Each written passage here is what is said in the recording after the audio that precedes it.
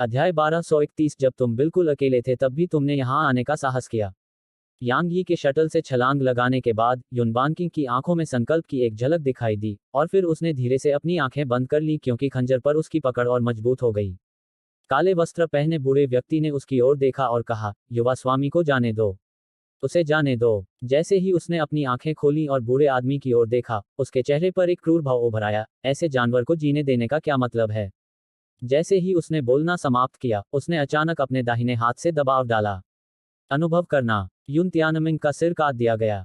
तीनों बूढ़े और किन सांगुआन यह दृश्य देखकर दंग रह गए। उन सभी ने कभी नहीं सोचा था कि वह वास्तव में उसे मार डालेगी। क्या उसे मौत से डर नहीं लगता? युन तियानमिंग का सिर काटने के बाद युन बानकिंग की आंखें धीरे धीरे बंद हो गईं। अगर वह उसे नहीं मारती तो वह जिंदा रह सकती थी, लेकिन उसके लिए जिंदा रहना मौत से भी बदतर होगा। लेकिन युन तियानमिंग को मारने से उसकी मौत हो जाती, लेकिन युन कबीले में उसकी माँ और छोटा भाई जिंदा रह पाते। क्योंकि काले कपड़े पहने बूढ़ा आदमी और दूसरे लोग युन तियानमिंग के समर्थन के बिना उसकी माँ और छोटे भाई को धमकाने की हिम्मत बिल्कुल नहीं कर पाते। भले ही उनका जीवन अभी भी सुखद न होता, लेकिन वे कम से कम जिंदा तो रह पाते। मैं सही था। तुम सच में बाहर से डरपोक हो, लेकिन अंदर से बहुत दृढ़ हो। इस बीच अचानक युन बानकिंग के कान में एक आवाज आई। वह दंग रह गई और उसने अपनी आंखें खोली और उसने एक जाना पहचाना चेहरा देखा। यह यांग ये था जो चला गया था और वापस आ गया था। तुम नहीं गए। युन बानकिंग ने उसकी आंखों में देखा। क्यों? यांग ये ने मजाक में कहा, मैं तुम्हें खोना बर्दाश्त नहीं कर सकता। युन बानकिंग दंग रह गई। इस बीच काले लबादे वाला बूढ़ा आदमी अचानक उग्रता से बोला, तुम कुतिया, तुमने वास्तव में युवा मालिक को मार डाला।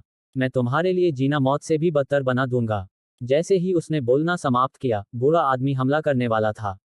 हालांकि यांग ये ने अचानक अपना दाहिना हाथ आगे बढ़ाया। एक पल में उसका पूरा दाहिना हाथ अनगिनत उग्रलाल ड्रैगन तराजू से ढक गया। एक पल बाद उसने अपनी दाहिनी मुट्ठी भींच ली। दरार, उनके चारों ओर का स्थान तुरंत खुल गया। किन सांगुआन आश्चर्यचकित हो गया और जल्दी से चिल्लाया, सावधान। इस बीच यांग ये ने अपना दाहिना हाथ पीछे खींचकर आगे की ओर पटक दिया। टकराना। यांग ये की मुट्ठी से एक भयानक शक्ति एक धार की तरह बाहर निकली। काले वस्त्र पहने हुए व्यक्ति को सबसे पहले इसका झटका लगा और उसके शरीर से एक तीखी चीख निकली, जिससे वह पीछे की ओर उड़ गया। किन सांगुआन और अन्य दो सम्राटों के लिए, वे भी पीछे की ओर उड़ गए। जब वे अपने सदमे से उभरे तो यांग यी और युन बानकिंग की आकृतियां शटल पर गायब हो चुकी थीं। किन सांगुआन और अन्य लोग बहुत देर तक वहीं स्तब्ध रह गए और उनकी आंखों में आश्चर्य था। क्योंकि पहले की वह शक्ति बहुत भयानक थी। ऐसा लगा जैसे वह किसी सम्राट रैंक के राक्षस जानवर से आई हो। बूढ़े लोगों में से एक ने अभी भी आश्चर्य भरी आवाज में पूछा, कौन? वह कौन है? किन सांगुआन ने अपना सिर हिलाया और अपनी हथेली की ओर देखा। इस समय उसकी हथेली कांप रही थी और यह वही हथेली थी जिसका इस्तेमाल उसने यांगी के हमले से खुद को बचाने के लिए किया था। अचानक काले लबादे वाला बूढ़ा आदमी उनके सामने प्रकट हुआ। इस समय काले लबादे वाले बूढ़े आदमी के मुंह के कोने पर लाल रंग की एक बहुत ही स्पष्ट लकीर देखी जा सकती थी। चाहे वह कोई भी हो, उसे मरना ही है। अगर हम उसे नहीं मारते और उस कुतिया को अपने साथ वापस नहीं ले जाते, तो हम सभी को इसके परिणाम भुगतने होंगे। काले लबादे वाले बूढ़े व्यक्ति ने इस समय किन सांगुआन को देखा और आगे कहा, भाई किन, तुम युवा मालिक की मौत के लिए भी जिम्मेदार हो। मुझे यकीन है कि तुम मैडम के गुस्से से वाकिफ हो। जैसे ही उसने बोलना समाप्त किया, वे तीनों वहीं गायब हो गए। किन सांगुआन ने भौहें से कुढ़ी, एक पल के लिए हिचकिचाया और फिर उसका शरीर भी तलवार भगवान द्वीप की ओर बढ़ गया। तलवार भगवान द्वीप। यांग ये ने युन बानकिंग को अपनी बाहों में पकड़ रखा था और वह आगे की ओर भाग रहा था, और वह लगातार आसपास के इलाकों को देख रहा था। दूर दूर तक फैला इलाका ऊंचे पहाड़ों से ढका हुआ था। जैसा कि युन बानकिंग ने कहा था, द्वीप पर तलवार की तीखी धार थी, और हालांकि यह गॉडफॉल माउंटेन पर तलवार की धार से कमजोर थी, लेकिन इसे कम करके नहीं आंका जा सकता था। यांग ये ने पूछा, तलवार भगवान के महल के खंडहर कहाँ हैं? द्वीप बहुत बड़ा था, इसलिए अगर उसके दिमाग में कोई दिशा नहीं होती तो खंडहरों को खोजने में शायद काफी समय लग जाता। क्योंकि वह यहाँ अपनी दिव्य भावना का उपयोग नहीं कर सकता था। यह तलवार के इरादे की वजह से नहीं था, बल्कि द्वीप को घेरने वाली संरचना की वजह से था। युन बानकिंग ने कहा, मुझे नहीं पता। यांग ये थोड़ा स्तब्ध था। जब वह उसकी बाहों में थी, तो उसने उसकी ओर देखा, और उसने उसकी ओर देखा और कहा, मैं यहाँ कभी नहीं आई। ठीक है। यांग ये ने अपना सिर हिलाया और हंसा। अचानक उसके चेहरे पर थोड़ा बदलाव आया और उसने खुद को बलपूर्वक रोक लिया। वह अभी रुका ही था कि अचानक दूर जंगल से एक काली परछाई निकली और उसकी ओर बढ़ी। यांग ये ने अपना बायां हाथ युन बानकिंग की कमर के चारों ओर लपेटा और अपने दाहिने हाथ को आगे की ओर पटकने से पहले उसे मुक्त कर दिया। टकराना। काली छाया पीछे की ओर उड़ते हुए दर्द से चीखी। यांग ये ने अपने दाहिने हाथ पर नजर डाली और उसने वास्तव में उस पर कुछ खूनी छेद देखे। उसने अपना सिर उठाया और देखा कि काली छाया एक अर्ध सम्राट क्षेत्र राक्षस जानवर थी। यह तेज कांटों से ढका हुआ एक बाघ जैसा था और यह विशेष रूप से उसके पंजों के लिए था। उसके पंजों पर लगे कांटे दर्जनों सेंटीमीटर लंबे थे और काफी डरावने लग रहे थे। एक तलवारनुमा बाघ, युन बानकिंग ने कहा, इन राक्षस जानवरों से सावधान रहो। द्वीप पर जीवित रहने में सक्षम हर एक राक्षस जानवर ने यहाँ जंगल के क्रूर कानूनों का अनुभव किया है और उनसे बच निकला है। यांग ये ने सिर हिलाया। भले ही वह केवल अर्ध सम्राट दायरे में था, लेकिन उसकी ताकत ने यांग ये को थोड़ा आश्चर्यचकित कर दिया, क्योंकि वह वास्तव में आसानी से उसकी सुरक्षा को भेदने में सक्षम था। आखिरकार, उसकी शारीरिक सुरक्षा सम्राट दायरे के राक्षस जानवर के बराबर थी। स्वॉर्ड स्पाइक टाइगर ने यांग यी को क्रूरता से देखा, लेकिन आगे बढ़ने की हिम्मत नहीं हुई। यांग ये ने उस पर नजर डाली और फिर एक तरफ चमका। अचानक, स्वॉर्ड स्पाइक टाइगर ने क्रोध से दहाड़ते हुए यांग ये पर हमला किया। यांग ये ने जब यह देखा तो वह रुक गया और फिर उसकी आंखों में एक ठंडी चमक चमक उठी जब वह उसे देखता रहा। उसके बाद, उसने अपना दाहिना पैर जमीन पर पटका और वहीं गायब हो गया। वह उसके सामने था जब उसकी आकृति एक बार फिर दिखाई दी और उसने अपनी मुट्ठी उसके सिर पर पटक दी। टकराना। स्वॉर्ड स्पाइक टाइगर दर्द से चिल्लाया और उड़ गया। युन बानकिंग ने यांग यी की तरफ देखा और चुप रही, लेकिन उसके दिल में सदमे की तूफानी लहरें उठ रही थीं, क्योंकि उसकी शारीरिक शक्ति ने उसे संदेह में डाल दिया था कि क्या वह वास्तव में इंसान है। स्वॉर्ड स्पाइक टाइगर को उड़ा देने के बाद यांग ये एक और हमला करने वाला था। हालांकि, उसके हाव भाव बदल गए और उसका फिगर 300 मीटर पीछे चला गया। इस बीच, उसके चारों ओर लगभग 100 से ज्यादा स्वॉर्ड स्पाइक टाइगर दिखाई दिए और उनमें से एक सुनहरा स्वॉर्ड स्पाइक टाइगर भी था। यह सम्राट क्षेत्र में था। यह देखकर युन बानकिंग का चेहरा उतर गया। यांग ये ने भौहें सिकोड़ी। अगर वह तलवार की मंशा और अपनी तलवार का इस्तेमाल नहीं कर पाता तो ये राक्षस जानवर उसके लिए काफी परेशानी भरे थे। इस बीच, युन बानकिंग ने उन्हें एक आवाज संदेश भेजा, हमेशा पहले नेता से निपटो। यांग ये की नजर तुरंत सुनहरे स्वॉर्ड स्पाइक टाइगर पर पड़ी जब उसने उसकी आवाज सुनी। उसके बाद, उसने जमीन पर अपना पैर पटका और आगे की ओर गोली चलाने के लिए काउंटरफोर्स पर भरोसा किया। एक पल में, वह स्वॉर्ड स्पाइक टाइगर के सामने पहुंच गया और फिर उसने अपनी मुट्ठी आगे की ओर पटक दी। सुनहरे तलवारधारी बाघ ने जब यांग ये को उस पर हमला करते देखा तो वह क्रोध से दहाड़ उठा और वह सुनहरे प्रकाश की किरण में परिवर्तित हो गया जो यांग ये की मुट्ठी की ओर बढ़ा। टकराना। यांग यी को 300 मीटर दूर से उड़ा दिया गया और साथ ही स्वर्णिम स्वॉर्ड स्पाइक टाइगर को भी। यांग ये ने पलकें झपकाईं और अपनी मुट्ठी पर नजर डाली। उसकी मुट्ठी पर खून के छेद एक बार फिर उभर आए थे, जिन्हें अभी अभी उसकी बैंगनी ऊर्जा ने ठीक किया था। यांग ये ने युन बानकिंग को देखा और कहा, इसका शरीर वास्तव में मजबूत है। तुम और भी ताकतवर हो। युन बानकिंग ने बोलते हुए उसकी तरफ देखा। आखिरकार, उसने कभी किसी इंसान को सम्राट दायरे के राक्षस जानवर से शारीरिक रूप से टकराते हुए और बराबरी करते हुए नहीं देखा था। दहाड़। इस बीच, स्वॉर्ड स्पाइक टाइगर अचानक क्रोध से दहाड़ा और फिर वह प्रकाश की एक सुनहरी किरण में बदल गया जो यांग ये पर जा गिरा। फायर ड्रैगन गॉन्टलेट्स ने तुरंत यांग यी की बांह को ढक लिया और फिर उसने अपनी दाहिनी मुट्ठी को कसकर आगे की ओर पटक दिया। टकराना। यांग ये को लगभग 150 मीटर पीछे धकेल दिया गया, जबकि स्वॉर्ड स्पाइक टाइगर को लगभग 1 किलोमीटर पीछे धकेल दिया गया। यांग ये ने फायर ड्रैगन गॉन्टलेट्स पर नजर डाली और उसके मुंह के कोनों पर हल्की सी मुस्कान उभर आई। यह चीज वाकई बहुत अच्छी है। यांग ये ने अपना सिर उठाया और सुनहरे रंग के तलवारबाज बाघ की ओर देखा। वह भी उसे देख रहा था। जिस क्षण मनुष्य और जानवर की निगाहें टकराईं, दोनों तुरंत ही गायब हो गए। टकराना। एक और धमाका हुआ। यांग ये को लगभग 100 मीटर पीछे धकेल दिया गया, जबकि स्वॉर्ड स्पाइक टाइगर को 600 मीटर से अधिक पीछे धकेल दिया गया। स्वॉर्ड स्पाइक टाइगर की आंखों में एक क्रूर नजर थी और वह एक बार फिर आगे बढ़ने वाला था। अचानक, दूर से एक लंबी दहाड़ सुनाई दी। इसे सुनकर स्वॉर्ड स्पाइक टाइगर की पुतलियां सिकुड़ गईं और फिर वह तुरंत पलट गया और दूसरे स्वॉर्ड स्पाइक टाइगर्स के साथ घने जंगल में गायब हो गया। यांग ये एक पल के लिए स्तब्ध रह गया। इस बीच, युन बानकिंग ने कहा, इसके कबीले को शायद किसी तरह के खतरे का सामना करना पड़ा है। यांग ये ने कहा, उन्होंने हम पर पहले हमला क्यों किया? युन बानकिंग ने जवाब दिया, हम शायद उनके इलाके में घुस गए हैं। मुझे यकीन है कि आप जानते होंगे कि राक्षस जानवर अपने इलाके को बहुत गंभीरता से लेते हैं। जो कोई भी बिना अनुमति के उनके इलाके में घुसता है, उसे दुश्मन माना जाता है। इसके अलावा, अगर मैं गलत नहीं हूं, तो अतीत में द्वीप में घुसने वाले अन्य लोगों ने निश्चित रूप से कई राक्षस जानवरों को मार डाला था। इसलिए, वे मनुष्यों के लिए बहुत शत्रुतापूर्ण हैं। मनुष्यों और राक्षस जानवरों के लिए एक साथ सद्भाव से रहना बहुत मुश्किल है। यांग ये ने अपना सिर हिलाया। वास्तव में उसके मन में राक्षस जानवरों के प्रति कोई बुरी मंशा नहीं थी, लेकिन इसमें मदद नहीं की जा सकती थी क्योंकि भले ही उसके मन में कोई बुरी मंशा नहीं थी, लेकिन इसका मतलब यह नहीं था कि उनके मन में उसके प्रति कोई बुरी मंशा नहीं थी। यांग ये ने अपने विचारों को रोका और कहा, चलो चलें। जैसे ही उसने यह बात कही, यांग ये जाने ही वाला था, लेकिन अचानक यूं कबीले का काला लबादा पहने बूढ़ा आदमी उसके पास ही दिखाई दिया। बूढ़ा आदमी दंग रह गया जब उसने यांग ये और युन बानकिंग को देखा, और फिर उसका चेहरा तुरंत क्रूर हो गया। मैंने तुम्हें ढूंढ लिया है। यांग ये भागने ही वाला था क्योंकि सिर्फ उसकी शारीरिक शक्ति ही 4 सम्राटों से लड़ने के लिए पर्याप्त नहीं थी, लेकिन उसे यह समझने में देर नहीं लगी कि काले वस्त्र पहने बूढ़ा आदमी बिल्कुल अकेला था। उसने आसपास के माहौल पर नजर डाली और पूछा, तुम्हारे वे साथी कहाँ हैं? युन बानकिंग ने धीरे से कहा, वे शायद हमें खोजने के लिए अलग हो गए। यांग ये ने पलकें झपकाईं और फिर वह बूढ़े आदमी की ओर देखने लगा, जबकि वह आश्चर्य से बोला, तुमने अकेले होने पर यहाँ आने की हिम्मत कैसे की? अध्याय 1232 मैं अकेला ही काफी हूँ। मैं अकेला ही तुमसे निपटने के लिए काफी हूँ। काले लबादे वाले बूढ़े की आंखें थोड़ी सिकुड़ गईं। हालांकि उसने ऐसा कहा था, फिर भी वह अपने दिल में सतर्क हो गया। सम्राट क्षेत्र को प्राप्त करने में सक्षम कोई भी व्यक्ति पतनशील नहीं था। यांगे द्वारा पहले किया गया हमला उसके लिए यांगे को गंभीरता से लेने के लिए पर्याप्त था, लेकिन वह भयभीत नहीं था क्योंकि जब वह यांगे के साधना क्षेत्र को नहीं समझ पाया, तो उसके अंतर्ज्ञान ने उसे बताया कि यांगे अधिक से अधिक एक अर्ध सम्राट था। क्या उसे सम्राट होने पर अर्ध सम्राट का सामना करने से डरना चाहिए था? जब उसने पुष्टि की कि काले वस्त्र वाला आदमी अकेला था, तो यांगे के मुंह के कोनों पर एक मुस्कान उभर आई थी।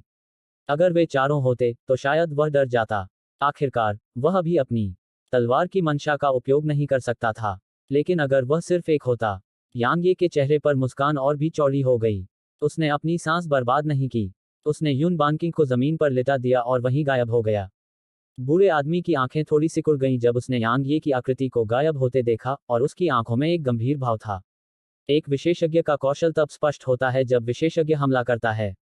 यांगे की गति ने उसे वास्तव में चौंका दिया। उसके पास सोचने का समय नहीं था क्योंकि यांगे की मुट्ठी पहले से ही उसके सामने थी। जब उसने यांगे की मुट्ठी में निहित भयानक ऊर्जा को महसूस किया, तो उसने लापरवाही से काम करने की हिम्मत नहीं की, और उसने यांगे की मुट्ठी के खिलाफ उन्हें आगे बढ़ाने से पहले अपनी हथेलियों को एक साथ दबाया।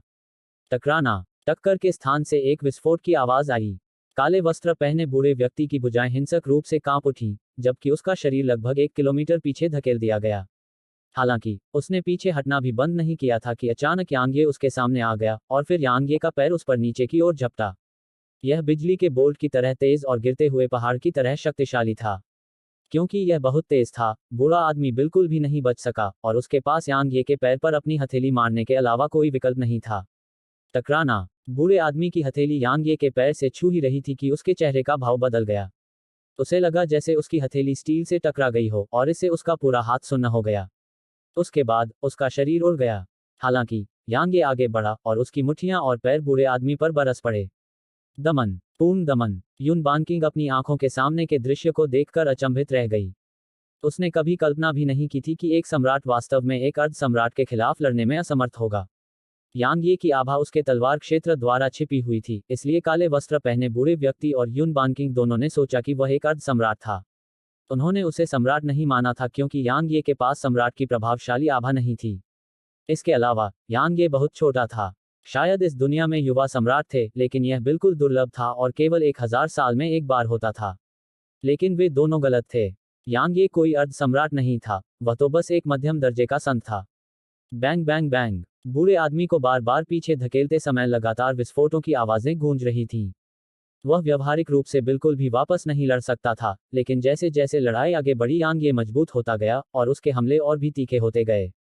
यह कहा जा सकता है कि यांगी ने अपने जीवन में केवल एक ही व्यक्ति का सामना किया था जो उसके साथ नजदीकी मुकाबले में लड़ सकता था, और वह थी एन नानजिंग। नजदीकी मुकाबले में एन नानजिंग की क्षमता ऐसी थी कि कहा जा सकता है कि वह भी उससे डरता था, क्योंकि युद्ध में उसकी सहज प्रवृत्ति बहुत भयानक थी, और वह हमेशा जानती थी कि उसके प्रतिद्वंद्वी की अगली चाल क्या होगी। नानजिंग के अलावा बहुत कम लोग थे जो उससे नजदीकी मुकाबले में लड़ सकते थे। टकराना। अचानक यांगे ने उस क्षण का फायदा उठाया जब बूढ़े आदमी का ध्यान भटक गया और उसने बूढ़े आदमी के पेट पर अपनी मुट्ठी पटक दी। तुरंत काले लबादे वाले बूढ़े आदमी के मुंह से खून की एक बूंद निकली और उसका शरीर उड़ गया। हालांकि उसका शरीर अभी पीछे की ओर उड़ना शुरू ही हुआ था कि यांग ये ने उसके पैर को पकड़कर उसे जमीन पर पटक दिया। टकराना। पूरी जमीन हिंसक रूप से हिल गई, जबकि काले लबादे वाले बूढ़े आदमी के मुंह से खून की एक और बूंद निकली। हालांकि यह बात यहीं खत्म नहीं हुई। यांग ये ने बूढ़े आदमी के पैर को पकड़ लिया और उसे जमीन पर पटकने से पहले उसे ऊपर उठाया। Bang bang bang. जमीन लगातार हिल रही थी। एक दर्जन से ज्यादा सांसें बीत जाने के बाद यांग ये आखिरकार रुक गया। इस समय काले लबादे वाला बूढ़ा आदमी मौत के कगार पर था। अभी सिर्फ उसकी आंखें ही हिल सकती थीं, और यांग ये को देखते हुए उसकी निगाहें आक्रोश से भरी हुई थीं। यांग ये ने उस पर कोई ध्यान नहीं दिया। उसने बूढ़े आदमी के माथे के बीच से एक बल की किरण झटक दी। बूढ़े आदमी की आंखों की रोशनी कम होने में ज्यादा समय नहीं लगा, और फिर उसकी लाश से धीरे धीरे आध्यात्मिक ऊर्जा की अनगिनत किरणें रिसने लगीं। इस बीच स्ट्रोई, जो छुपकर सो रही थी, एक बार फिर बाहर आ गई थी। उसने पलकें झपकाईं और फिर उसकी नजर काले वस्त्र पहने बूढ़े आदमी पर पड़ी और फिर उसने अपना मुंह खोला और आत्मा की ऊर्जा को अवशोषित किया। जब उसने आत्मिक ऊर्जा को अवशोषित कर लिया, तो उसने यांग ये के कंधे पर कूदने से पहले अपने पेट को थपथपाया। उसने अपने पंजे यांग ये की गर्दन के चारों ओर लपेट लिए, और उसे सो जाने में ज्यादा समय नहीं लगा। यांग ये ने स्ट्रोई के खिलाफ अपना सिर धीरे से रगड़ा, जबकि उसके मुंह के कोनों पर हल्की मुस्कान उभर आई। उसके बाद उसने काले लबादे वाले बूढ़े आदमी की लाश को देखा। वह बहुत देर तक चुप रहा, फिर उसने अपनी मुट्ठियों पर नजर डाली। मेरी शारीरिक शक्ति अभी भी बहुत कमजोर है। आखिरकार उसने एक सम्राट को मारने में इतना समय लगा दिया था, और वह बहुत असंतुष्ट था। हालांकि जब युन बानकिंग ने उसकी बात सुनी तो उसकी आंखों में एक अजीब सा भाव था। क्या तुम्हें वाकई मेरे आत्मविश्वास पर ऐसा प्रहार करना है? यांग ये ने अपना दाहिना हाथ हिलाया, और बूढ़े आदमी की स्थानिक अंगूठी तुरंत उसकी मुट्ठी में आ गई। यांग ये ने उसके अंदर की चीजों को स्कैन करने के बाद अपना सिर हिलाया, क्योंकि वास्तव में उसके अंदर 3000 से भी कम बैंगनी क्रिस्टल थे, और बाकी सिर्फ विविध खजानों का एक समूह था। केवल एक अर्ध सम्राट रैंक खंजर था जो मुश्किल से पार करने योग्य था, और बाकी उसके लिए कचरा थे। यांग ये ने अपना सिर हिलाया और दाहिना हाथ हिलाते हुए काले लबादे वाले बूढ़े की लाश को दूर रख दिया। उसके बाद वह युन बानकिंग के पास गया। वह उसे अपनी बाहों में उठाने ही वाला था कि उसने एक कदम पीछे हटते हुए कहा, मैं खुद चल सकती हूँ। यांग ये थोड़ा स्तब्ध रह गया, और फिर उसने सिर हिलाया, चलो चलें। हालांकि वह अचानक भौचक्का हो गया, और फिर उसने अपने पीछे देखा। उसके बाद उसने अपना हाथ युन बानकिंग की कमर के चारों ओर लपेटा और दूर जंगल में गायब हो गया। उनके जाने के कुछ समय बाद किन सांगुआन और युन वंश के अन्य 2 सम्राट वहां उपस्थित हुए, जहां यांग ये अभी खड़ी थी। किन सांगुआन ने आसपास के माहौल पर नजर डाली, और वह बहुत देर तक चुप रहा। फिर उसने कहा, हम बहुत देर हो चुकी हैं। युन कबीले के सम्राटों ने जब उसे सुना तो उनके चेहरे पर तुरंत ही भद्दे भाव उभर आए। किन सांगुआन के बाईं ओर बैठे सम्राट ने धीमी आवाज में कहा, जिस क्षण भाई मो ने मदद के लिए संकेत भेजा था और जब तक हम पहुंचे तब तक समय की सिर्फ कुछ ही सांसें गुजरी थीं। इतने कम समय में भाई मो को कौन मार सकता था? किन सांगुआन के दाईं ओर बैठे सम्राट ने अचानक कहा, क्या यह वही आदमी हो सकता है जो उस कुतिया के साथ था? किन सांगुआन और दूसरे सम्राट की आंखें सिकुड़ गईं। वे बहुत देर तक चुप रहे। फिर किन सांगुआन ने कहा, भाई निंगकुन, भाई फैंग युआन, चाहे भाई मो को उस बच्चे ने मारा हो या नहीं, हमें सावधान रहना होगा। वह बच्चा कोई साधारण व्यक्ति नहीं है। भले ही क्वासी सम्राट क्षेत्र में सम्राटों को मारने में सक्षम कोई प्रतिभाशाली व्यक्ति न हो, लेकिन कुछ ऐसे भी हैं। सम्राटों को मारने वाले क्वासी सम्राटों का जिक्र तो दूर की बात है, यहाँ तक कि सम्राटों को मारने में सक्षम संत भी हैं। मुझे यकीन है कि आप दोनों ने स्वॉर्ड एलायंस के मास्टर यांग ये के बारे में सुना होगा, है ना? यांग ये। जब उन्होंने यह नाम सुना तो दोनों के चेहरे के भाव बदल गए। अगर सवाल यह था कि डार्क हेल कॉन्टिनेंट पर नंबर 1 जीनियस कौन है, तो इसका जवाब निश्चित रूप से यांग ये होगा। नंबर 1 जीनियस का यह खिताब न केवल महाद्वीप की सतह पर मौजूद सभी ताकतों को कवर करता है, बल्कि इसमें वेल्ड रीजन भी शामिल है। सेंट रियल्म में रहते हुए सम्राटों का तुरंत सफाया करना, और बिना किसी प्रतिकूल परिस्थिति में मजबूर हुए अकेले ही 10 सम्राटों से लड़ना। युद्ध में ऐसी उपलब्धियों के साथ केवल जियान वूजी ही मुकाबला कर सकता था। भले ही वे दोनों सम्राट थे, अगर उनका सामना तलवार गठबंधन के यांग ये से हुआ, तो वे निश्चित रूप से थोड़ी सी भी हिचकिचाहट के बिना भाग जाएंगे। क्या यह शर्मनाक था? नहीं, कोई भी ऐसा नहीं सोचेगा, क्योंकि ऐसी राक्षसी प्रतिभा के खिलाफ कोई साधारण व्यक्ति नहीं जा सकता था। इस बीच किन सांगुआन ने कहा, चिंता मत करो, चाहे वह कितना भी राक्षसी क्यों न हो, वह तलवार भगवान महासागर में आने की हिम्मत नहीं करेगा। निंगकुन ने सिर हिलाया। तलवार भगवान महासागर तलवार साधकों के लिए निषिद्ध क्षेत्र था। भले ही यांग ये ताकतवर था, लेकिन क्या वह उस विशेषज्ञ से ज्यादा ताकतवर हो सकता था जिसने अकेले ही तलवार भगवान के महल को नष्ट कर दिया था? अब चलो, अब और अलग नहीं होंगे। किन सांगुआन ने आसपास के माहौल पर नजर डाली और कहा, इस बार यहाँ आने वाले लोगों में काफी विशेषज्ञ थे। इसके अलावा पूरे द्वीप में कई खतरे हैं, हमें सावधान रहना चाहिए। निंगकुन ने किन सांगुआन को देखा और पूछा, भाई किन, क्या आप शटल पर वापस नहीं लौट रहे हैं? मेरे पास इसकी देखभाल करने के लिए कोई है। किन सांगुआन ने अपना सिर उठाया और दूर की ओर देखा, अब जब मैं खजाने के इस द्वीप में प्रवेश कर चुका हूं, तो मैं खाली हाथ कैसे लौट सकता हूं? इसके अलावा उस बच्चे ने मेरे ओशन व्यू सिटी के नियमों की अवहेलना की। अगर उसे भागने दिया गया तो क्या मेरे ओशन व्यू सिटी की प्रतिष्ठा धूमिल नहीं होगी? इसके अलावा उसने मेरे सामने ही युवा मिस के बेटे को मार डाला। अगर मैं उसे नहीं मार सकता तो मैं भी युवा मिस को कोई स्पष्टीकरण नहीं दे पाऊंगा। जैसे ही उसने बोलना समाप्त किया, किन सांगुआन ने अपना हाथ हिलाया, चलो चलें। मुझे यकीन है कि हम निश्चित रूप से उससे फिर से मिलेंगे। जैसे ही किन सांगुआन ने बोलना समाप्त किया, वे वहीं गायब हो गए। उनके जाने के कुछ समय बाद ही यांग ये और युन बानकिंग वहां आए। उसने यांग ये की ओर देखा और कहा, तुम्हारी छुपने की क्षमता अद्भुत है। यांग ये ने थोड़ा सिर हिलाया और फिर उसने स्ट्रोई को हल्के से थपथपाया, स्ट्रोई, हमें खजाने तक ले चलो। स्ट्रोई ने यांग ये की गर्दन को हल्के से खरोंच दिया और वह नहीं उठी। यांग ये ने उसे अपने हाथों में लिया और उसकी नाक को हल्के से चुटकी से दबाया, सोने से पहले मुझे बताओ कि खजाने कहाँ हैं। स्ट्रोई ने अपनी नींद भरी आंखें खोलीं और यांग ये की ओर देखा, उसकी आंखों में कड़वाहट का एक निशान था। यांग ये को बुरा लगा। उसने उसकी नाक चूमी और कहा, हमें बताओ कि किस दिशा में जाना है, और फिर तुम सो सकती हो, ठीक है? स्ट्रोई ने उसकी नाक की ओर इशारा किया। यांग ये मुस्कुराया और फिर से उसकी नाक को चूमा। इससे स्ट्रोई का छोटा सा चेहरा सेब की तरह लाल हो गया।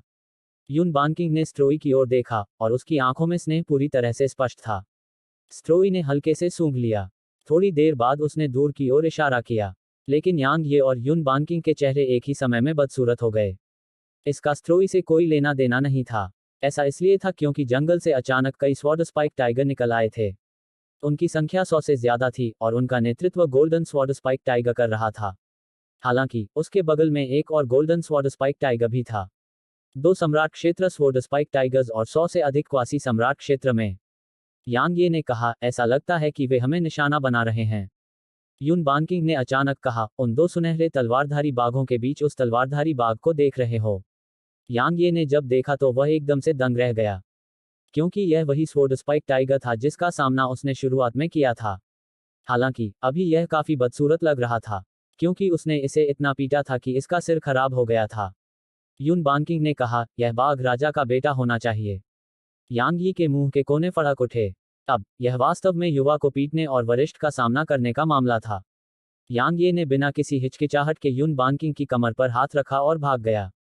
जहां तक उन स्वॉर्ड स्पाइक टाइगर्स की बात है, तो वे यांग ये का पीछा करने से पहले चीखते रहे। यांग ये का चेहरा काफी भद्दा हो गया, क्योंकि उसने देखा कि स्वॉर्ड स्पाइक टाइगर्स असाधारण रूप से तेज थे।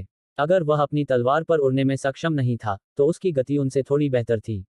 इस बीच युन बानकिंग ने अचानक कहा, वास्तव में यदि आप उन्हें वश में करने में सक्षम हैं और उन्हें मनुष्यों के साथ एक सेना बनाने में सक्षम बनाते हैं, तो यह निश्चित रूप से बेहद दुर्जय होगा। यांग ये ने जब यह सुना तो वह तुरंत रुक गया। अध्याय 1233 क्यू। अभी यहां से निकल जाओ। जैसे ही वह रुका, उन दोनों को तलवारनुमा बाघों ने घेर लिया।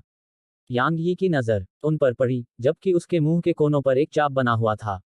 उनमें से सबसे कमजोर अर्ध सम्राट थे, इसलिए अगर वे मनुष्यों के साथ एक संयुक्त सेना बनाते तो वे निश्चित रूप से बेहद शक्तिशाली होते। आखिरकार जब अर्ध सम्राटों की संख्या एक निश्चित स्तर पर पहुंच गई, तो वे सम्राटों के लिए खतरा बन सकते थे। खासकर ये स्वॉर्ड स्पाइक टाइगर्स, वे साधारण अर्ध सम्राट दायरे के राक्षस जानवरों से बिल्कुल भी तुलना नहीं कर सकते थे। ठीक इसी क्षण की तरह, जबकि उसका शरीर एक सम्राट दायरे के राक्षस जानवर के बराबर था, अगर वह पूरी तरह से अपने शरीर पर निर्भर रहता और किसी भी खजाने का उपयोग नहीं करता, तो उसके पास स्वॉर्ड स्पाइक टाइगर्स के झुंड के आने पर भागने के अलावा कोई विकल्प नहीं होता। वास्तव में उसके लिए खतरा बनने के लिए सिर्फ 20 से ज्यादा अर्ध सम्राट दायरे के स्वॉर्ड स्पाइक टाइगर्स ही काफी थे। बेशक अगर वह अपनी तलवार का इस्तेमाल कर सकता तो वह उनसे नहीं डरता, भले ही वे उस पर हमला कर दें।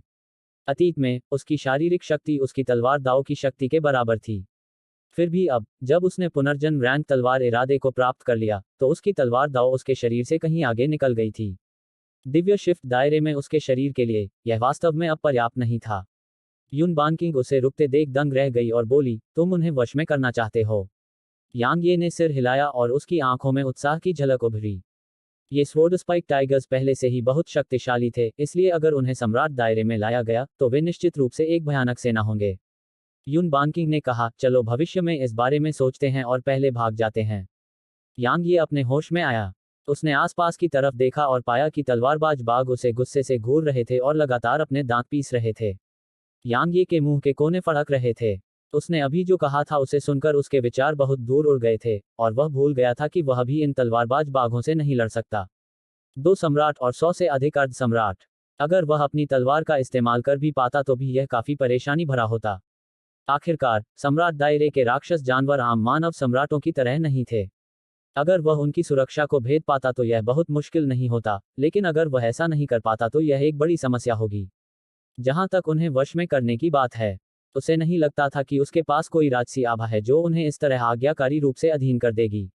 राक्षस जानवर बेहद अधिक थे। भले ही किसी की ताकत उनसे कहीं ज्यादा हो, वे कभी भी अधीन नहीं हो सकते। स्थिति की सच्चाई को समझने के बाद यांग ये ने आसपास के माहौल पर नजर डाली और भागने की तैयारी करने लगा।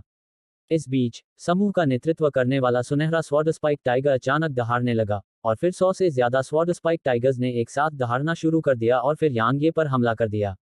100 से अधिक अर्ध सम्राट स्वॉर्ड स्पाइक टाइगर्स के आक्रमण से उत्पन्न भव्य आभा 10 सम्राटों की आभा से भी अधिक भयावह थी।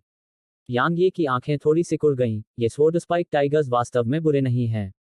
टकराना। यांग ये से एक प्रभावशाली आभा की किरण निकली और उसने तुरंत ही उन तलवारधारी बाघों की प्रभावशाली आभा को बाधित कर दिया।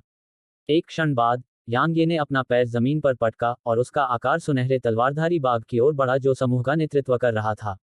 गर्जन। जब उसने यांग ये को अपने ऊपर आक्रमण करते देखा तो उसकी आंखों में क्रूरता झलक उठी और वह तुरंत उछल पड़ा और अपना सिर यांग ये पर पटक दिया। टकराना। यांग ये की मुट्ठी उसके सिर पर जा लगी। आसपास की जगह हिंसक रूप से हिल गई, जबकि सुनहरा स्वॉर्ड स्पाइक टाइगर लगभग 1 किलोमीटर पीछे से उड़ गया। यांग ये भी उड़ते हुए उड़ गया, लेकिन उसे अपनी आकृति को रोकने में बस एक पल लगा। उसके बाद उसने सुनहरे स्वॉर्ड स्पाइक टाइगर को देखा और कहा, बस तुम रुको, मैं तुम्हारे लिए वापस आऊंगा। जैसे ही उसने बोलना समाप्त किया, यांग ये पलटा और उसकी दृष्टि के क्षेत्र से गायब हो गया। स्वॉर्ड स्पाइक टाइगर्स ने उसका पीछा करना चाहा, लेकिन गोल्डन स्वॉर्ड स्पाइक टाइगर ने दहाड़ लगाई और वे तुरंत रुक गए। सुनहरे रंग का स्वॉर्ड स्पाइक टाइगर उस दिशा में देख रहा था जिस और यांग ये गया था, और काफी समय बीतने के बाद उसने अपनी नजर हटा ली और अन्य स्वॉर्ड स्पाइक टाइगर्स के साथ चला गया। यांग ये ने युन बानकिंग को अपने साथ लिया और पूरे रास्ते आगे बढ़ता रहा। अब उसे आखिरकार पता चल गया कि तलवार भगवान द्वीप क्यों खतरनाक था। ऐसा इसलिए था क्योंकि कोई दिव्य ज्ञान के साथ आसपास के वातावरण को स्कैन नहीं कर सकता था, और द्वीप पर कई राक्षस जानवर थे, इसलिए कोई भी किसी भी समय राक्षस जानवरों की मांद में भाग सकता था। आम इंसानों की गति निश्चित रूप से 4 पैरों वाले राक्षस जानवरों से आगे निकलने में असमर्थ होगी। इस बीच युन बानकिंग ने पूछा, आप वास्तव में उन्हें वश में करने का इरादा रखते हैं? यांग ये ने सिर हिलाया। उसके मन में वाकई ऐसे ही इरादे थे, लेकिन वह जानता था कि यह काफी मुश्किल था। राक्षस जानवर घमंडी होते हैं, और वह बहुत स्पष्ट रूप से जानता था कि उन्हें मनुष्यों के अधीन करना मुश्किल था। युन बानकिंग ने अचानक कहा, मेरे पास एक रास्ता है। यांग ये ने उसकी ओर देखा, कैसे? उसने उत्तर दिया, क्या तुम जानते हो कि द्वीप पर राक्षस जानवर क्यों हैं? यांग ये ने पूछा, आप क्या कहना चाह रहे हैं? युन बानकिंग ने बताया, द्वीप पर मौजूद राक्षस जानवरों को असल में तलवार भगवान के महल ने पाला था। क्यों? उनमें से ज्यादातर को तलवार भगवान के महल के शिष्यों को शांत करने के लिए पाला गया था, लेकिन कुछ तलवार भगवान के महल के संरक्षक राक्षस जानवर हैं। हालांकि इतने सालों पहले राक्षस जानवर बहुत कम थे, और उनके इतने ज्यादा और मजबूत होने का कारण तलवार भगवान के महल का विनाश है। उन्हें संभालने वाला कोई नहीं है, और इसीलिए वे बिना रोक टोक के बढ़ रहे हैं और एक दूसरे से लड़ रहे हैं। ऐसी परिस्थितियों में उनकी संख्या और भी बढ़ती गई, और वे और भी मजबूत होते गए। यांग ये ने उसकी ओर देखकर संकेत दिया कि उसे आगे बोलना जारी रखना चाहिए। युन बानकिंग ने आगे कहा, यदि आप उन्हें वश में करना चाहते हैं, तो आपको तलवार भगवान के महल के स्वामी का प्रतीक, तलवार भगवान की मुहर प्राप्त करनी होगी। वे तलवार भगवान की मुहर को पहचानते हैं। यदि आप इसे प्राप्त करते हैं, तो आप न केवल तलवारधारी बाघों को वश में कर पाएंगे, बल्कि पूरे द्वीप में अन्य राक्षस जानवर भी आपकी आज्ञा का पालन करेंगे। तलवार भगवान की मुहर। यांग ये की आंखें थोड़ी सिकुड़ गईं। तलवार भगवान के महल के खंडहरों की इस यात्रा में यह उनके उद्देश्यों में से एक था। यह तलवार के इरादे और तलवार की ऊर्जा को बढ़ा सकता था, और इसके भीतर एक दुर्जेय संरचना भी थी। यह बस उसके लिए उपयुक्त था। वास्तव में घूंघट क्षेत्र से कई कुलों और संप्रदायों ने अपनी सेनाएं यहां भेजी थीं, और उनका उद्देश्य तलवार भगवान की मुहर भी था। हालांकि कोई भी इसे प्राप्त नहीं कर सका। युन बानकिंग ने उसकी ओर देखा और कहा, तो बहुत आशावान मत बनो। यांग ये ने सिर हिलाया और फिर अपना सिर उठाकर आगे की ओर देखा। दूर दूर तक ऊंची ऊंची पर्वत श्रृंखलाएं थीं, और वे उसकी दृष्टि की सीमाओं से परे फैली हुई थीं। वहां अनगिनत भयानक राक्षस जानवर छिपे हुए थे, और अगर वह उन सभी को वश में कर लेता तो। युन बानकिंग ने दूर की ओर देखा और कहा, वास्तव में कई लोग खंडहर तक नहीं पहुंच पाए हैं और इस पर्वत श्रृंखला में मर गए हैं। अगर तुम नहीं होते तो मैं भी निश्चित रूप से इस पर्वत श्रृंखला में मर जाती। जैसे ही उसने बोलना समाप्त किया, वह पलट गई और यांग ये को बहुत देर तक देखती रही। फिर उसने कहा, कोई बात नहीं, धन्यवाद। यांग ये ने अपनी नाक को छुआ और कहा, मिस युन, मैं ऐसा व्यक्ति नहीं हूं जो इधर उधर की बातें करना पसंद करता है। सच कहूं तो मैंने आपकी मदद सिर्फ इसलिए की क्योंकि हम पहले से परिचित थे, और मैं चुपचाप खड़ा होकर आपको मरते हुए नहीं देख सकता था। हालांकि मेरे पास एक कारण भी है। युन बानकिंग ने अनुमान लगाया था कि वह ऐसा कहेगा और उसे आश्चर्य नहीं हुआ। बोलो। यांग ये ने कहा, मैंने एक छोटी शक्ति स्थापित की है और मिस युन जैसी प्रबंधन में सक्षम किसी व्यक्ति की कमी है। मुझे उम्मीद है कि आप मेरी मदद करेंगे। तलवार गठबंधन बड़ा और बड़ा होता जा रहा था। भले ही ये लियुन की क्षमता खराब नहीं थी, लेकिन अंत में इसकी एक सीमा थी। इसके अलावा यह वास्तव में उसके लिए अपने दम पर ऐसा करना बहुत थकाऊ था। इसके अलावा वह तलवार गठबंधन को विकसित करने के बारे में गंभीर था, और वह सिर्फ खेल नहीं रहा था। युन बानकिंग चुप हो गई। यांग ये ने कहा, अगर आप मना कर दें तो कोई बात नहीं, मैं आपको मजबूर नहीं करूंगी।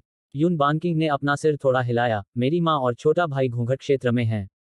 यांग ये ने कहा, हम यहाँ से चले जाएं तो मैं आपकी माँ और छोटे भाई को ले आऊंगा, ठीक है? युन बानकिंग ने उसकी ओर देखा और कहा, आप? यांग ये ने कहा, मैं अपना वचन निभाता हूँ। उसने यांग यी को बहुत देर तक देखा और फिर कहा, धन्यवाद। यांग ये मुस्कुराया और उसकी छाती थपथपाई। स्ट्रोई उसकी छाती से बाहर निकल आया। यांग ये ने अपना सिर हिलाया और मुस्कुराया, जबकि स्ट्रोई की आंखें घूम रही थीं। वह अभी भी पहले की तरह कायल थी, और जैसे ही वह लड़ाई में उतरा, उसने तुरंत खुद को छिपा लिया। यांग ये ने अपना सिर रगड़ते हुए कहा, अब हमें कहाँ जाना चाहिए? स्ट्रोई ने पलकें झपकाईं, हल्के से सूंघी, और फिर एक दिशा की ओर इशारा किया। यांग ये ने अपना हाथ बढ़ाया और उसे युन बानकिंग की कमर के चारों ओर रख दिया, और फिर वह वहीं गायब हो गया। वे स्ट्रोई द्वारा बताई गई दिशा के अनुसार यात्रा करते रहे, और उन्हें एक घाटी तक पहुंचने में ज्यादा समय नहीं लगा। स्ट्रोई ने एक पहाड़ी दीवार की ओर इशारा किया, और यांग यी ने जब उस ओर देखा तो दंग रह गया। वहां एक पेड़ था, और वह मुट्ठी भर सुनहरे फलों से ढका हुआ था। वे उसे बहुत परिचित लग रहे थे, और उसने अतीत में उन फलों को खाया भी था। वे एडेमेंटियम फल थे। युन बानकिंग अनायास ही चिल्ला उठी, पके हुए एडेमेंटियम फल।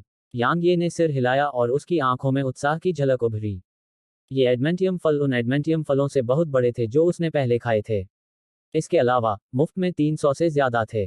300 से अधिक पके हुए एडेमेंटियम फल। यांग ये उन्हें लेने ही वाला था कि अचानक उसके चेहरे का भाव बदल गया। उसने दूर की ओर देखा, और एक आलीशान लबादा पहने एक बूढ़ा आदमी अचानक वहां प्रकट हो गया। एक सम्राट। युन बानकिंग ने बूढ़े आदमी की तरफ देखा और कुछ नहीं बोली। यांग यी की ताकत को देखने के बाद एक सम्राट की तो बात ही छोड़िए, वह 3 सम्राटों से भी नहीं डरेगी। बूढ़े आदमी ने यांग यी पर कोई ध्यान नहीं दिया। उसने पेड़ की तरफ देखा और कहा, एडमेंटियम फल, कमाल है। मैं उन्हें समुद्री राक्षस जानवरों के कबीलों को बेचकर कम से कम कुछ हजार बैंगनी क्रिस्टल तो पा ही लूंगा। जैसे ही उसने बोलना समाप्त किया, उसने यांग यी को देखा और कहा, मैंने तुम दोनों को शटल पर देखा था। मुझे कभी उम्मीद नहीं थी कि तुम उनसे पहले बच जाओगे। लगता है तुम में कुछ ताकत है। उसने पेड़ की ओर इशारा करते हुए कहा, जो कोई भी खजाना देखता है, उसे उसका हिस्सा मिलना चाहिए। तो क्यों ना हम इसे बराबर बराबर बांट लें? हालांकि यांग ये ने जल्दी से अपना सिर हिलाया, शक्ति ही एकमात्र सम्मानित मानक है। ये सभी आपके हैं, सीनियर। मैं कुछ भी मांगने की हिम्मत नहीं कर सकता। ठीक है, ये सभी आपके हैं। बेझिझक इन्हें ले लो। युन बैंकिंग ने यांग ये पर नजर डाली और चुप रहे। बूढ़े आदमी ने यांग ये की ओर देखा और कहा, तुम काफी समझदार हो, तो मैं तुम्हें जीवित रहने दूंगा। धन्यवाद, सीनियर। जैसे ही उसने बोलना समाप्त किया, यांग ये ने युन बानकिंग का हाथ पकड़ लिया और पीछे की ओर चला गया। बूढ़े आदमी ने यांग ये की ओर देखा, और फिर वह पेड़ की ओर देखने में संकोच नहीं किया। यांग ये ने बूढ़े आदमी पर अचानक हमला नहीं किया। उसने बस युन बानकिंग को अपनी बाह में लिया, मुड़ा और भाग गया। जब वह 1 किलोमीटर दूर पहुंचा तो अचानक उसके पीछे से एक तीखी और दयनीय चीख गूंजी। यह बूढ़े आदमी की आवाज थी। युन बानकिंग ने यांग ये को देखा, लेकिन उसने देखा कि उसके चेहरे पर एक बहुत ही गंभीर भाव था। यह देखकर उसका दिल कांप उठा, और वह पीछे मुड़कर देखने लगी। उसका चेहरा तुरंत भयानक रूप से पीला पड़ गया, और उसने अपनी बाहों को यांग ये के चारों ओर कसकर लपेट लिया। जहां तक की बात है तो वह डर के मारे बेहोश हो गई। यांग ये भागते हुए अपनी छाती पर हाथ मारते हुए बोला, क्यों? अभी यहां से निकल जाओ। मेरी मदद करो। अध्याय 1234 मैं तुमसे मरते दम तक लड़ूंगा। जमीन कांप रही थी। यांग यी ने अपनी गति को अपनी सीमा तक बढ़ा दिया था, और वह दो और पैरों के अलावा और कुछ नहीं चाहता था। उनके पीछे एक बहुत बड़ा बंदर था जो पहाड़ जैसा था। यांग ये और युन बानकिंग उसके सामने दो चींटियों की तरह थे। इस समय वह उनका पीछा कर रहा था। भले ही उसका आकार बहुत बड़ा था, लेकिन उसकी गति बिल्कुल भी धीमी नहीं थी। उसके हर एक कदम से जमीन कांप उठती थी। बेशक सबसे महत्वपूर्ण बात यह है कि विशाल वानर शून्य क्षेत्र में था। एक वॉइडर दायरे राक्षस जानवर। यांग ये के शरीर से ठंडा पसीना बह रहा था। एक वॉइडर क्षेत्र का दानव जानवर निश्चित रूप से एक मानव वॉइडर से बहुत अधिक शक्तिशाली था। यह उल्लेख करने की आवश्यकता नहीं है कि वह अभी तलवार का उपयोग नहीं कर सकता था। वह तलवार का उपयोग करने पर भी विशाल वानर को हराने में सक्षम नहीं हो सकता था। दरअसल जब से वह घाटी में पहुंचा था, उसे लगा था कि कुछ गड़बड़ है, क्योंकि एडमेंटियम फल जैसा खजाना बिल्कुल भी ऐसा नहीं था जिसे कोई राक्षस जानवर मना कर सके। हालांकि इसकी रखवाली करने वाला कोई राक्षस जानवर नहीं था। यह बहुत ही असामान्य बात थी। इसलिए यही कारण था कि जब उसने सम्राट क्षेत्र में उस बूढ़े व्यक्ति को देखा तो उसने निर्णायक रूप से हार मान ली। जब बूढ़ा आदमी पेड़ की ओर बढ़ा तो यांग यी के शरीर में खतरे की भावना अचानक से भर गई। इसलिए उसने बिना किसी हिचकिचाहट के पीछे मुड़कर भागने का फैसला किया। जिस क्षण वह घाटी से बाहर भागा, घाटी के उस पार की जमीन हिलने लगी थी। वह जमीन नहीं थी, वह वहां पड़ा एक बहुत बड़ा बंदर था। लेकिन वह वहां इतने लंबे समय से पड़ा था कि उस पर मिट्टी, पत्थर और घास की मोटी परत जम गई थी, जिससे वह जमीन जैसा लग रहा था। चाहे यांग ये कितना भी बहादुर क्यों न हो, वह अपने आप को ठंडे पसीने से तर होने से नहीं रोक सका जब उसने सोचा कि वह वास्तव में एक शून्य क्षेत्र के राक्षस जानवर पर खड़ा था। अचानक युन बानकिंग अनायास ही चिल्ला उठी, यह छोटा होता जा रहा है। यांग ये की अभिव्यक्ति तब बदल गई जब उसने उसकी बात सुनी। हालांकि वह विशाल वानर बहुत तेज था, लेकिन उसकी गति उसके आकार के कारण सीमित थी। लेकिन अगर वह छोटा हो जाता तो उसकी गति निश्चित रूप से बहुत बढ़ जाती। अचानक एक भयानक आभा उन पर छा गई। युन बानकिंग का चेहरा तुरंत दर्द के भाव से भर गया, जबकि यांग ये की गति धीमी हो गई। टकराना। यांग ये ने अपनी दाहिनी मुट्ठी जमीन पर पटकी और एक प्रभावशाली आभा हवा में उछली। हालांकि यह 3 सांसों तक भी नहीं टिकी थी कि विशाल वानर की आभा ने इसे चकनाचूर कर दिया। यांग यी की आंखों में एक अजीब सी क्रूरता झलक रही थी जब उसने युन बानकिंग को आवाज भेजी, मिस युन, मैं उस आदमी को व्यस्त रखूंगा। तुम जाकर उसके एडमेंटियम फल के पेड़ को उखाड़ दो। जैसे ही उसने बोलना समाप्त किया, उसने युन बानकिंग के जवाब का इंतजार नहीं किया और तुरंत उसे कमर से पकड़ लिया और फिर उसे बाईं ओर फेंक दिया। उसे अपनी दृष्टि के क्षेत्र से गायब होने में ज्यादा समय नहीं लगा। युन बानकिंग के गायब होते ही यांग ये ने हिलना बंद कर दिया। जैसे ही उसने ऐसा किया, उसके पीछे एक काली मुट्ठी प्रकट हुई। वह उसके करीब भी नहीं आई थी कि उसके शक्तिशाली आभा ने उसके पीछे के जंगल को नष्ट कर दिया। यांग ये तेजी से घूमा और अपनी मुट्ठी आगे पटक दी। दरार। यांग ये का पूरा हाथ टेढ़ा हो गया जबकि उसका शरीर नष्ट हो गया। अंत में वह जोर से जमीन पर गिर पड़ा। लेकिन उसे वापस खड़े होने में ज्यादा समय नहीं लगा, और जब उसने अपना पूरा टेढ़ा हाथ देखा तो उसका चेहरा बदसूरत हो गया। अगर स्वर्ग ने उसे मौका दिया तो वह युन बानकिंग से अभी जो कहा था उसे वापस ले लेगा। इस आदमी को व्यस्त रखना। वह ऐसा नहीं कर सकता। यांग ये ने ऊपर देखा और पाया कि विशाल वानर अब मनुष्य से बस कुछ गुना बड़ा था। यह पूरी तरह से काला था, इसकी मुट्ठी के आकार की आंखें थीं और विशाल और लंबी भुजाएं थीं। विशेष रूप से इसकी छाती की मांसपेशियां, वे दो पहाड़ियों की तरह थीं और विस्फोटक शक्ति की भावना से भरी हुई थीं। काले वानर से आ रही आभा भयावह थी। यांग ये ने अपनी मुड़ी हुई भुजा को आगे बढ़ाया जबकि उसके अंदर की बैंगनी ऊर्जा उसकी ओर बढ़ गई, और फिर उसने काले बंदर को देखा। मुझे लगता है कि यह एक गलतफहमी है। हम बैठकर इस बारे में बात कर सकते हैं, क्या तुम नहीं? अचानक वह आगे बढ़ा और यांग ये पर अपनी मुट्ठी पटक दी। यांग ये की पलकें फड़क उठीं। वह सिर्फ अपनी मुट्ठियों से उस आदमी के सामने जाने की हिम्मत नहीं कर पाया। उसने अपना बायां हाथ घुमाया और उसकी मुट्ठी में एक खूनी लाल ढाल दिखाई दी, और फिर उसने उसे काले बंदर की मुट्ठी के सामने उठा दिया। टकराना। टक्कर के बिंदु के आसपास का स्थान हिंसक रूप से हिल गया। इस बीच ढाल के पीछे खड़े यांग ये ने मुंह से खून थूका, जबकि उसका शरीर 3 किलोमीटर दूर जाकर फट गया। भले ही यांग ये को उड़ा दिया गया था, लेकिन काले बंदर की आंखों में आश्चर्य की एक झलक उभरी। जहां तक इसका सवाल है, यह वास्तव में असामान्य था कि कोई इंसान उसके 2 घूंसे झेल सके। आखिरकार पहले वाला सम्राट पूरी तरह से कुचले जाने से पहले उसके एक घूंसे का भी विरोध नहीं कर पाया था। लेकिन इस आदमी की साधना पहले वाले सम्राट से बहुत कमतर थी। यांग ये ने अपने मुंह के कोने पर लगे खून को पोंछा और फिर उसने अपने बाएं हाथ को देखा। इस समय उसका पूरा हाथ सुन्न हो गया था और उसे कुछ भी महसूस नहीं हो रहा था।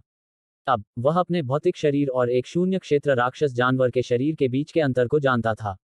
यांग ये ने काले बंदर की तरफ देखा। मैं ऐसी लड़ाई कैसे लड़ सकता हूँ? मैं नहीं लड़ सकता। अगर वह अपनी तलवार का इस्तेमाल कर सकता तो वह कोशिश कर सकता था, लेकिन समस्या यह थी कि वह ऐसा नहीं कर सकता था। अगर वह अपनी तलवार का इस्तेमाल करता तो वह एक ऐसे अस्तित्व को बुला सकता था जो काले बंदर से भी ज्यादा भयानक था। उस समय वह वास्तव में खत्म हो जाएगा। भाग जाना। वह ऐसा करना चाहता था, लेकिन उसे यून बांकिंग के लिए समय खरीदना था। चूंकि वह भाग नहीं सकता था, इसलिए वह केवल लड़ सकता था। यांग ये ने अपने दाहिने हाथ पर नजर डाली।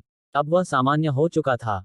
उसने अपनी दाहिनी हथेली को घुमाया और सम्राट रैंक का पंखा उसकी मुट्ठी में आ गया। उसने उसे हवा में लहराया और वह खुल गया, इससे पहले कि उसमें से सफेद रोशनी की किरण निकली। काले बंदर ने बचने की कोशिश नहीं की और प्रकाश की किरण को अपनी छाती पर पड़ने दिया। टकराना। प्रकाश की किरण गायब हो गई और काला वानर पूरी तरह से सुरक्षित रहा। यांग ये अवाक रह गया। इस बीच काला वानर अचानक आगे बढ़ा और यांग ये पर तोप के गोले की तरह गोली चला दी। यांग ये की पलकें झपकी और उसने रक्तसार की एक बूंद रक्त लाल ढाल में फेंकी। ढाल से तुरंत रक्त लाल रोशनी की एक चमकदार किरण फूट पड़ी और ढाल के चारों ओर रक्त लाल अवरोध दिखाई देने में ज्यादा समय नहीं लगा। यांग ये ने अपने दांत काटे, अपना दाहिना पैर जमीन पर पटका और ढाल को काले बंदर पर पटक दिया। काले बंदर ने हवा में अपनी मुट्ठी आगे की ओर घुमाई और यांग ये की ढाल पर प्रहार किया। टकराना। चारों ओर एक विस्फोट की गूंज सुनाई दी। ढाल पर लगा रक्त लाल अवरोध एक पल में टूट गया और फिर यांग ये अपनी ढाल के साथ उड़ गया। इस बार काला वानर नहीं रुका और उसने यांग ये पर गोली चलाई और फिर से यांग ये पर मुक्का मारा। यांग ये की अभिव्यक्ति तब बदल गई जब उसने काले बंदर को अपनी ओर आते देखा। उसने अपनी मुट्ठी को कसकर बंद करने से पहले फोल्डिंग पंखा दूर रख दिया और फिर उसके आसपास की जगह तुरंत टूटने लगी। एक पल बाद यांग ये ने काले बंदर की मुट्ठी पर अपनी मुट्ठी घुमाई। टकराना। यांग ये को फिर से उड़ा दिया गया, लेकिन इस बार काले बंदर को भी लगभग 30 मीटर पीछे धकेल दिया गया। जैसे ही उसकी आकृति पीछे की ओर उड़ना बंद हुई, यांग ये को लगा कि उसका पूरा शरीर खराब स्थिति में है। उसका पूरा शरीर सुन्न हो गया था और उसे थोड़ा चक्कर भी आ रहा था। यह खास तौर पर उसके हाथ के लिए था क्योंकि वह अभी उसे महसूस नहीं कर पा रहा था। उसने काले बंदर की तरफ देखा। मेरी सारी ताकत भी उसे नुकसान नहीं पहुंचा सकती। मैं उससे कैसे लड़ सकता हूं? इस बीच काले बंदर ने अपनी मुट्ठी पर नजर डाली। इस बार उसकी आंखों में आश्चर्य नहीं, बल्कि हल्का झटका था, क्योंकि एक इंसान ने वास्तव में शारीरिक शक्ति का उपयोग करते हुए उसके साथ एक मुक्का मारा था और उसे पीछे भी धकेल दिया था। यह उसका सबसे बड़ा अपमान था। इसलिए जब उसने फिर से यांग ये की ओर देखा तो उसकी आंखों में जिज्ञासा और क्रूरता का एक निशान था। उनकी नजरें टकराईं और फिर यांग ये अचानक गुस्से से चिल्लाया, मैं तुमसे मरते दम तक लड़ूंगा। जैसे ही उसने बोलना समाप्त किया, यांग ये ने अपना दाहिना पैर जमीन पर पटक दिया और उसका शरीर तोप के गोले की तरह आगे की ओर उछला। जैसे ही वह काले बंदर के ऊपर हवा में पहुंचा, अचानक उसके भीतर से रक्त की लाल रोशनी की किरण निकली। शून्य रैंक वध इरादा। जैसे ही उसका शून्य रैंक वध का इरादा बाहर आया, यांग ये ने तुरंत उसे संघनित करना शुरू कर दिया। एक पल में दबाव की एक भयानक लहर ने काले बंदर को लगभग 100 मीटर पीछे धकेल दिया। बल्कि एक अदृश्य लहर को काले बंदर पर दबाव डालने में ज्यादा समय नहीं लगा। काले बंदर की आंखें थोड़ी सिकुड़ गईं। वह दूर नहीं गया और उसने अपनी मुट्ठी धीरे से कसी और फिर उसे आगे की ओर पटक दिया। टकराना। काले बंदर के सामने वाले क्षेत्र से ऊर्जा की एक भयानक लहर बह निकली और उसने काले बंदर को बार बार पीछे धकेला। हालांकि बस एक पल बीता और फिर उसने अपनी मुट्ठी फिर से आगे की ओर पटकी और फिर ऊर्जा की लहर ने उसे तुरंत नष्ट कर दिया। यांग ये की पलकें यह देखकर फड़क उठीं। वह आदमी वाकई अजेय है। मेरी शारीरिक शक्ति और शून्य श्रेणी की वध की मंशा दोनों ही उसे नुकसान नहीं पहुंचा सकती। मैं उससे कैसे लड़ूं? काला बंदर फिर से हमला करने वाला था, लेकिन अचानक वह दूर की ओर देखने लगा और फिर उसकी आंखों में एक क्रूर भाव चमक उठा। वह अचानक गुस्से से दहाड़ने लगा, पीछे मुड़ा और दूर की ओर भाग गया। यून बांकिंग सफल हो गई। यांग ये यह देखकर बहुत खुश हुआ, लेकिन फिर जब उसने काले बंदर को पलटकर भागते देखा तो उसका दिल दहल गया। उसे यून बांकिंग को भागने के लिए समय देना पड़ा। यांग ये ने काले बंदर पर हमला करने में संकोच नहीं किया और उसका पीछा करते हुए उसने चिल्लाया, तुम भाग रहे हो क्योंकि तुम मुझे हरा नहीं सकते। मैं तुम्हें नीचा देखता हूं। चलो चलो और 300 वार करते हैं। यांग ये की पूरी गति काले बंदर से थोड़ी बेहतर थी, इसलिए उसे पकड़ने में ज्यादा समय नहीं लगा। उसके बाद उसने अपनी मुट्ठी कसकर बंद की और काले बंदर के सिर पर पटक दी। इस बीच काला बंदर रुक गया, पीछे मुड़ा और यांग ये पर अपनी मुट्ठी घुमाई। यह देखकर यांग ये की पलकें झपक गईं और उसने जल्दी से अपनी मुट्ठी वापस खींच ली। उसके बाद उसने दोनों हाथों से खून से लाल ढाल पकड़ी और उसे काले बंदर की मुट्ठी के सामने उठा दिया। टकराना। यांग ये को फिर से उड़ाए जाने पर रक्त लाल ढाल हिंसक रूप से कांपने लगी। लेकिन काले बंदर ने यांग ये पर कोई ध्यान नहीं दिया और वह बस घूमकर भाग गया। लेकिन इस समय यांग ये ने एक बार फिर उसकी दिशा में हमला किया। ठीक इसी तरह आदमी और जानवर भागते हुए लड़ते रहे और उन्हें उस घाटी में वापस आने में ज्यादा समय नहीं लगा। लेकिन इस समय पहाड़ की दीवार पर लगा एडेमेंटियम फल का पेड़ गायब हो चुका था। यह दृश्य देखकर काला वानर स्तब्ध रह गया और उसके मन में हत्या की भावना तथा क्रूर आभा उत्पन्न होने में अधिक समय नहीं लगा।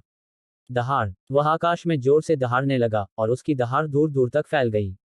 यहां तक कि आसपास के पहाड़ भी उसकी दहाड़ की आवाज से ढह गए। यांग ये ने सांस रोककर कहा। वह आगे बढ़ने वाला था लेकिन वह पीछे हटने लगा। इस बीच काले बंदर ने अचानक उसकी ओर देखा। यांग ये की पलकें झपकते ही उसने कहा, उफ उफ, मैं आज तुम्हें जीतने दूंगा। चलो किसी और दिन फिर से लड़ते हैं। जैसे ही उसने बोलना समाप्त किया यांग ये पलटकर भाग गया। अध्याय 1235 मैं जीते जी तुम्हारी खाल उधेड़ दूंगा। दौड़ना। जल्दी भागो। यांग ये को अभी यही करना था। विशाल वानर की ताकत और शारीरिक सुरक्षा बहुत मजबूत थी और यह ऐसी चीज नहीं थी जिसका वह अभी विरोध कर सकता था। भले ही वह अपनी तलवार का इस्तेमाल कर सकता था लेकिन वह इस बात की गारंटी नहीं दे सकता था कि वह विशाल वानर के खिलाफ जा सकता है, अब तो और भी कम जब वह अपनी तलवार का इस्तेमाल नहीं कर सकता। इस बार यांग ये ने पीछे हटने की हिम्मत नहीं की और उसने अपनी गति को अपनी सीमा तक बढ़ा दिया। उसने पहले भी कुछ समय के लिए विशाल वानर से लड़ाई की थी लेकिन वह लगभग अपंग हो गया था। इसलिए अगर वह उसे अपने पास आने देता तो उग्र वानर निश्चित रूप से उससे मौत तक लड़ता। जिस स्थिति में वह अभी था उसके आधार पर वह निश्चित रूप से मारा जाएगा। वह बहुत आत्मविश्वासी था लेकिन वह मूर्खतापूर्ण और अहंकारी तरीके से काम नहीं करता था। पर्याप्त शक्ति के बिना मौत से लड़ना आत्मविश्वास नहीं बल्कि मूर्खता थी। यांग ये पूरे रास्ते दौड़ता रहा और वह कुछ राक्षस जानवरों के इलाके से होकर गुजरा। हालांकि न केवल उन्होंने उसे रोकने का कोई इरादा नहीं दिखाया बल्कि वे जल्दी से उसके लिए एक तरफ चले गए। यांग ये को स्वाभाविक रूप से इस तरह के व्यवहार में आनंद नहीं आया और ऐसा करने का एकमात्र कारण स्वाभाविक रूप से यांग ये के पीछे मौजूद विशाल वानर था। उसके पहुंचने से पहले ही उसकी आभा ने द्वीप पर मौजूद राक्षस जानवरों को भयभीत कर दिया था। तो क्या उनमें से कोई यांग ये को रोकने की हिम्मत करेगा? वे बस यही उम्मीद करते थे कि यांग ये जल्दी से भाग जाए और उनके इलाके से निकल जाए। यांग यी ने पूरे रास्ते बिना किसी बाधा के यात्रा की और उसने आसपास के वातावरण पर भी ध्यान नहीं दिया। वैसे भी वह जहां भी संभव था भाग रहा था। क्योंकि वह काले बंदर से तेज था इसलिए उनके बीच की खाई और भी बड़ी होती जा रही थी। हालांकि यांग ये शांत नहीं हुआ क्योंकि ऐसा लग रहा था कि वह उसे जाने नहीं देगा। यांग ये स्वाभाविक रूप से युन बानकिंग को नहीं भूला था। उसका स्थान प्राप्त करने के बाद उसने एक चक्र बनाया, काले बंदर के साथ कुछ दूरी बनाई और फिर उसे एक प्राचीन पेड़ पर पाया। युन बानकिंग ने उसे देखा तो वह बोलने ही वाली थी लेकिन यांग ये ने उसे इसके लिए कोई समय नहीं दिया। उसने बस उसे अपनी बाह में पकड़ लिया और भाग गया। हालांकि वह अब उस विशाल वानर को नहीं देख सकता था लेकिन उसकी आभा अभी भी उस पर लगी हुई थी। इसलिए उसने बिल्कुल भी आराम करने की हिम्मत नहीं की। आखिरकार अगर वह रुक गया तो वह तुरंत उसके सामने आ जाएगा। दरअसल वह भाग्यशाली था कि वह एक राक्षस जानवर था, न कि कोई इंसान। अगर वह एक इंसानी शून्यक होता तो वह शून्य फ्लैश तकनीक का उपयोग किए बिना बच नहीं पाता। इंसानों की तुलना में राक्षस जानवरों को उनके आकार, शारीरिक रक्षा और शारीरिक शक्ति के मामले में प्रकृति द्वारा आशीर्वाद दिया गया था, लेकिन उनमें एक दोष भी था। वह यह था कि वे किसी भी शक्तिशाली तकनीक या खजाने का उपयोग नहीं कर सकते थे। यही कारण था कि मनुष्य राक्षस जानवरों से लड़ सकते थे। अन्यथा यदि मनुष्य अपने शरीर का उपयोग कर पाते तो उनका विनाश हो जाता। ठीक इसी तरह यांग ये भाग गया जबकि काला बंदर उसका पीछा कर रहा था। यह पीछा 2 दिनों तक चलता रहा। सौभाग्य से यांग ये के पास बैंगनी क्रिस्टल थे जो लगातार उसकी गहन ऊर्जा को बहाल करते रहे। अन्यथा वह बहुत पहले ही टुकड़े टुकड़े हो गया होता। तीसरे दिन यांग यी और यान बानकिंग ने पर्वत श्रृंखला छोड़ दी और उनके सामने एक असीम रेगिस्तान था। यांग ये का इरादा पर्वत श्रृंखला से होते हुए आगे बढ़ने का था क्योंकि वहां उसे छिपने का मौका मिल गया था, इसलिए उनके लिए खुद को छिपाना आसान था। हालांकि युन बानकिंग ने उसे रेगिस्तान से होकर जाने के लिए कहा। यांग ये एक पल के लिए हिचकिचाया लेकिन अंत में उसने उसकी बात सुनने का फैसला किया और वह रेगिस्तान की गहराई की ओर बढ़ता रहा। यांग ये की बाहों में उठाए जाने के दौरान युन बानकिंग बोली, अगर हम आगे बढ़ते रहे तो हम तलवार भगवान के महल तक पहुंच जाएंगे। यांग ये ने पूछा, सच में? युन बानकिंग ने कहा, उस दिन जब वह द्वीप पर पहुंच गया तो हमें पर्वत श्रृंखला में नहीं जाना चाहिए था, बल्कि हमें इसके बजाय चारों ओर जाना चाहिए था। क्योंकि वह पर्वत श्रृंखला वह जगह थी जहां तलवार भगवान का महल अपने शिष्यों को प्रशिक्षित करता था, और इसीलिए वहां इतने सारे राक्षस जानवर थे। सही रास्ता इसके चारों ओर से इस रेगिस्तान में जाना है, क्योंकि तलवार भगवान का महल रेगिस्तान के केंद्र में है। यह सुनकर यांग ये का चेहरा काला पड़ गया। तो मैं गलत जगह चला गया। कोई आश्चर्य नहीं कि मुझे हर जगह राक्षस जानवरों का सामना करना पड़ा। हालांकि यह मदद नहीं की जा सकती थी क्योंकि 4 सम्राट उसका पीछा कर रहे थे, इसलिए उस समय पर्वत श्रृंखला में प्रवेश करना उसके लिए सबसे अच्छा विकल्प था। क्योंकि क्षेत्र में दिव्य भावना का उपयोग नहीं किया जा सकता था, इसलिए वे खुद को पर्वत श्रृंखला में छिपा सकते थे। लेकिन खुले मैदान में जाना असंभव होगा। युन बानकिंग ने कहा, मैंने द्वीप पर आने से पहले तलवार भगवान के महल पर शोध किया था। किसी अज्ञात कारण से तलवार भगवान के महल के आसपास के 5 लाख किलोमीटर के क्षेत्र में सब कुछ इतने सालों पहले नष्ट हो गया था। यह झुलसी हुई जमीन के विस्तार में तब्दील हो गया था, और वह जमीन 10,000 साल के समय के बाद रेगिस्तान में बदल गई। इसलिए रेगिस्तान में प्रवेश करना तलवार भगवान के महल के करीब पहुंचने के बराबर है। बेशक हम बहुत करीब भी नहीं हैं। यांग ये ने सिर हिलाया। जब तक वे तलवार भगवान के महल तक पहुंचते तब तक सब ठीक था। क्यों? क्योंकि एक बार जब वह खंडहर में प्रवेश करता तो वह अपनी तलवार का इस्तेमाल कर सकता था। तलवार भगवान के महल के खंडहर के बाहर तलवार का उपयोग करना निषिद्ध था, लेकिन इसके अंदर यह निषिद्ध नहीं था। यांग ये ने अपना सिर पीछे घुमाया और पीछे देखा। हालांकि उसने काले बंदर को नहीं देखा था, लेकिन उसकी आभा अभी भी उस पर टिकी हुई थी। यांग ये ने लापरवाही से काम करने की हिम्मत नहीं की और उसने गति बढ़ा दी। इस बीच युन बानकिंग ने अचानक पूछा, आप वोइडर रियल्म राक्षस जानवरों से लड़ सकते हैं? यांग ये ने कहा, केवल कुछ वार। युन बानकिंग ने उसकी ओर देखा और चुप रही। उजाड़ रेगिस्तान असीम था और समय समय पर रेत के तूफान उठते थे, जिससे यांग ये का चेहरा धीरे धीरे गंभीर होता जा रहा था। युन बानकिंग के अनुसार यह जगह ऐसी नहीं थी।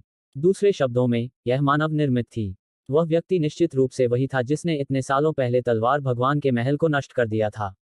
तलवार भगवान के महल को अकेले ही नष्ट करने और उसके आसपास के 5 लाख किलोमीटर के क्षेत्र को नष्ट करने में सक्षम व्यक्ति की ताकत।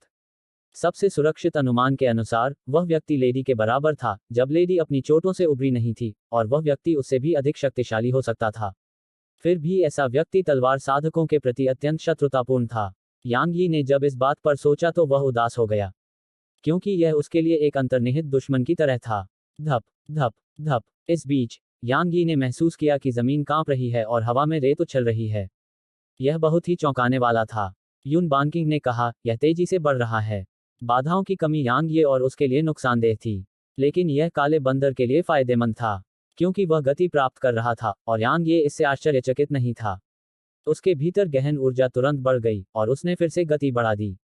हालांकि उसके और काले वानर के बीच का अंतर कम होता जा रहा था।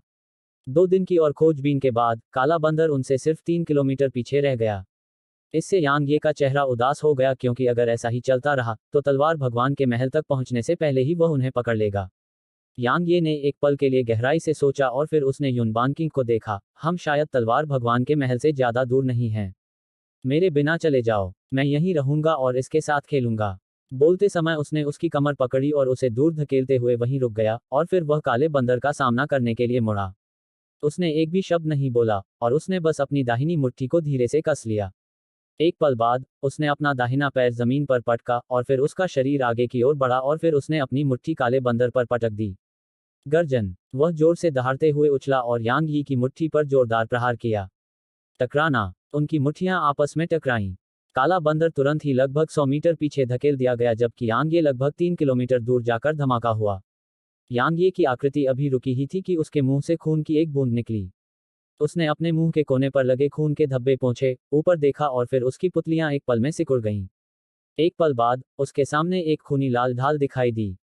टकराना। यांग ये ढाल लेकर पीछे की ओर उड़ते हुए एक जोरदार धमाका हुआ। हालांकि कुछ देर बाद उसका आकार रुक गया और फिर वह एक बार फिर आगे की ओर बढ़ा। इस बीच काला बंदर उछला और यांग ये की ओर भी गोली चलाई। जब वह काले वानर से लगभग 100 मीटर पहले पहुंचा तो उसके भीतर से रक्त जैसी लाल रोशनी की एक किरण निकली और फिर एक भयावह और अदृश्य शक्ति ने काले वानर पर दबाव डाला। यह उसकी हत्या की मंशा थी जो कि कगार पर संघनित हो रही थी। काले बंदर की आंखों में क्रूरता की झलक दिखाई दी और उसने फिर से अपनी मुट्ठी आगे की ओर पटक दी। टकराना। एक विस्फोट हुआ और फिर यांग यी और काले बंदर के बीच ऊर्जा की एक भयानक लहर उठी। इस बीच काले बंदर ने अपना पहला कदम आगे बढ़ाया और इसने तुरंत ऊर्जा की लहर को नष्ट कर दिया। अचानक यांग ये काले वानर के सामने प्रकट हुआ और उसने अपनी मुट्ठी उसकी छाती पर मारी। टकराना। काला बंदर पीछे की ओर उड़ा, लेकिन वह सिर्फ 30 मीटर पीछे गया था। फिर उसने अपना दाहिना पैर पीछे की ओर पटका और फिर वह तुरंत पीछे की ओर बढ़ना बंद कर दिया। उसके बाद उसने तुरंत अपना दाहिना पैर फिर से नीचे पटका और वह आगे की ओर उछला और एक पल में यांग ये के सामने आ गया। पहले की तरह उसने यांग ये पर अपनी मुट्ठी पटक दी। यह सरल और हिंसक था। यांग ये की आंखें थोड़ी सिकुड़ गईं। उसने दोनों हाथों से रक्त लाल ढाल पकड़ी और उसे काले बंदर की मुट्ठी के सामने उठा दिया। टकराना। ढाल हिंसक रूप से हिल गई। यांग यी को लगा कि उसकी भुजाएं सुन्न हो गई हैं और फिर उसका शरीर पीछे की ओर गिर गया, जबकि उसके पैर जमीन पर घिसट रहे थे। इस बीच काला वानर फिर से आगे बढ़ा और यांग यी की ढाल पर अपनी मुट्ठी पटक दी। टकराना। सकना। ढाल हिंसक रूप से हिल गई, जबकि यांग ये के मुंह से खून की एक बूंद निकली और उसका शरीर फिर से उड़ गया। जहां तक काले बंदर का सवाल है, वह रुका नहीं और फिर से यांग ये पर हमला कर दिया। बस इसी तरह लगातार विस्फोटों की गूंज सुनाई देने लगी। अंत में यांग ये की ढाल टूटने लगी और वह वास्तव में नष्ट होने के कगार पर थी। कुछ दर्जन बार प्रहार किए जाने के बाद यांग ये के भीतर से एक भयानक इरादे की किरण निकली। जैसे ही वह इरादा प्रकट हुआ, काला बंदर तुरंत 300 मीटर दूर जाकर नष्ट हो गया। पुनर्जन्म रैंक तलवार इरादा। काले बंदर की आंखों में एक हल्की सी हैरानी की झलक दिखाई दी, लेकिन जल्द ही उसे कुछ सोचने में समय लगा और यह हैरानी भय में बदल गई। मैं तुम्हारी खाल जिंदा ही उधेड़ दूंगा। यांग ये ने खून से लाल रंग की ढाल को दूर रखा और फिर वह काले बंदर की ओर चल पड़ा। अब उसके हाथ में एक इरादे वाली तलवार थी। हालांकि उसके हाथ कांप रहे थे। वे काले बंदर के हमलों की ताकत से कांप रहे थे। उसे डक हुआ, अत्यंत डकी हूं। उसे इस हद तक पीटा गया था कि वह व्यवहारिक रूप से वापस लड़ने की क्षमता नहीं रखता था और इसने उसे सीमा तक दुखी महसूस कराया। जब उसने देखा कि काला बंदर लगातार उसे और अधिक जोर से मार रहा है और उसके साथ एक रेत के थैले की तरह व्यवहार कर रहा है, तो वह अब उस रहस्यमय विशेषज्ञ के बारे में परेशान नहीं हो सकता था। अब वह केवल बदला लेना चाहता था। काले बंदर ने यांग ये को देखा, लेकिन उसने हमला नहीं किया और बार बार पीछे की ओर चला गया। तुम डरे हुए हो? क्या तुम डरे हुए हो? यांग ये की आवाज तेज होती जा रही थी, जबकि रीबर्थ रैंक तलवार का इरादा आसपास के वातावरण में दिखाई दे रहा था। इस बीच उसकी इरादे वाली तलवार लगातार चीख रही थी, लेकिन जब वह हमला करने ही वाला था, ऐसा लगा जैसे ब्लेड ने कपड़े के टुकड़े को चीर दिया हो। यांग ये ने ऊपर देखा और पाया कि आकाश चीर दिया गया था और फिर वहां से एक उंगली निकली। काले बंदर ने जब वह उंगली देखी तो वह चीखा और फिर मुड़कर भाग गया। यांग ये उसे देखते ही दंग रह गया और फिर उसने अपनी मुट्ठी में तलवार को देखा। वह उलझन भरे भाव से बोला, मैंने अपनी तलवार खींची। मैं अपनी तलवार कैसे खींच सकता था? अध्याय 1236 मैं तुम्हें अपने साथ नीचे ले जाऊंगा, भले ही मुझे मरना पड़े। जिस क्षण वह उंगली आकाश में दिखाई दी, पूरा आकाश विकृत होने लगा और फिर उसके नीचे हजारों किलोमीटर का रेगिस्तान रहने लगा। उंगली में निहित भयानक ऊर्जा ने शून्य क्षेत्र के नीचे के सभी राक्षस जानवरों को जमीन पर गिरा दिया। यह संसार को नष्ट करने में सक्षम था। ऐसा लगा जैसे यह दुनिया को नष्ट कर देगा। अपने सदमे से उबरने के बाद उसने काले वानर की तरह चीखना शुरू किया और फिर उस पर हमला कर दिया। इस बार उसने अपनी ताकत नहीं छिपाई, इसलिए उसकी गति बहुत तेज थी। उसे काले बंदर को पकड़ने में बस एक पल लगा और उंगली ने खुद को उस पर और काले बंदर पर निशाना साधा।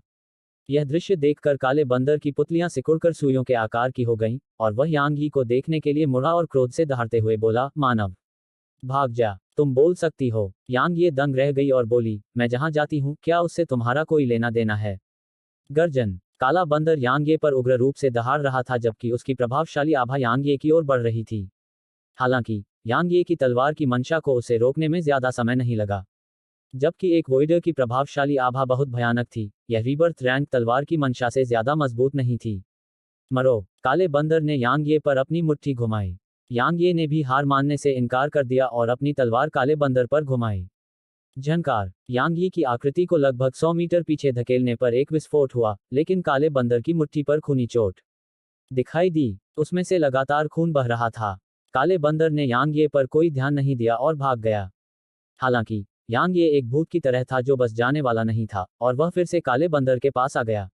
इससे काले बंदर का चेहरा बदसूरत हो गया, जबकि उस पर पहले वाली क्रूरता अभी भी बनी हुई थी। टकराना। इसी बीच आसमान में एक उंगली अचानक बहुत तेज गति से उनकी ओर उतरी। काला बंदर स्पष्ट रूप से भयभीत था। मानव, भाड़ में जाओ, मुझे अब एडेमेंटियम फल नहीं चाहिए। यांग ये के चेहरे पर बेहद गंभीर भाव थे जब उसने कहा, बड़े भाई, अभी तुम्हारे पास सिर्फ एक ही विकल्प है, और वो है उस उंगली से निपटने के लिए मेरे साथ मिलकर काम करना।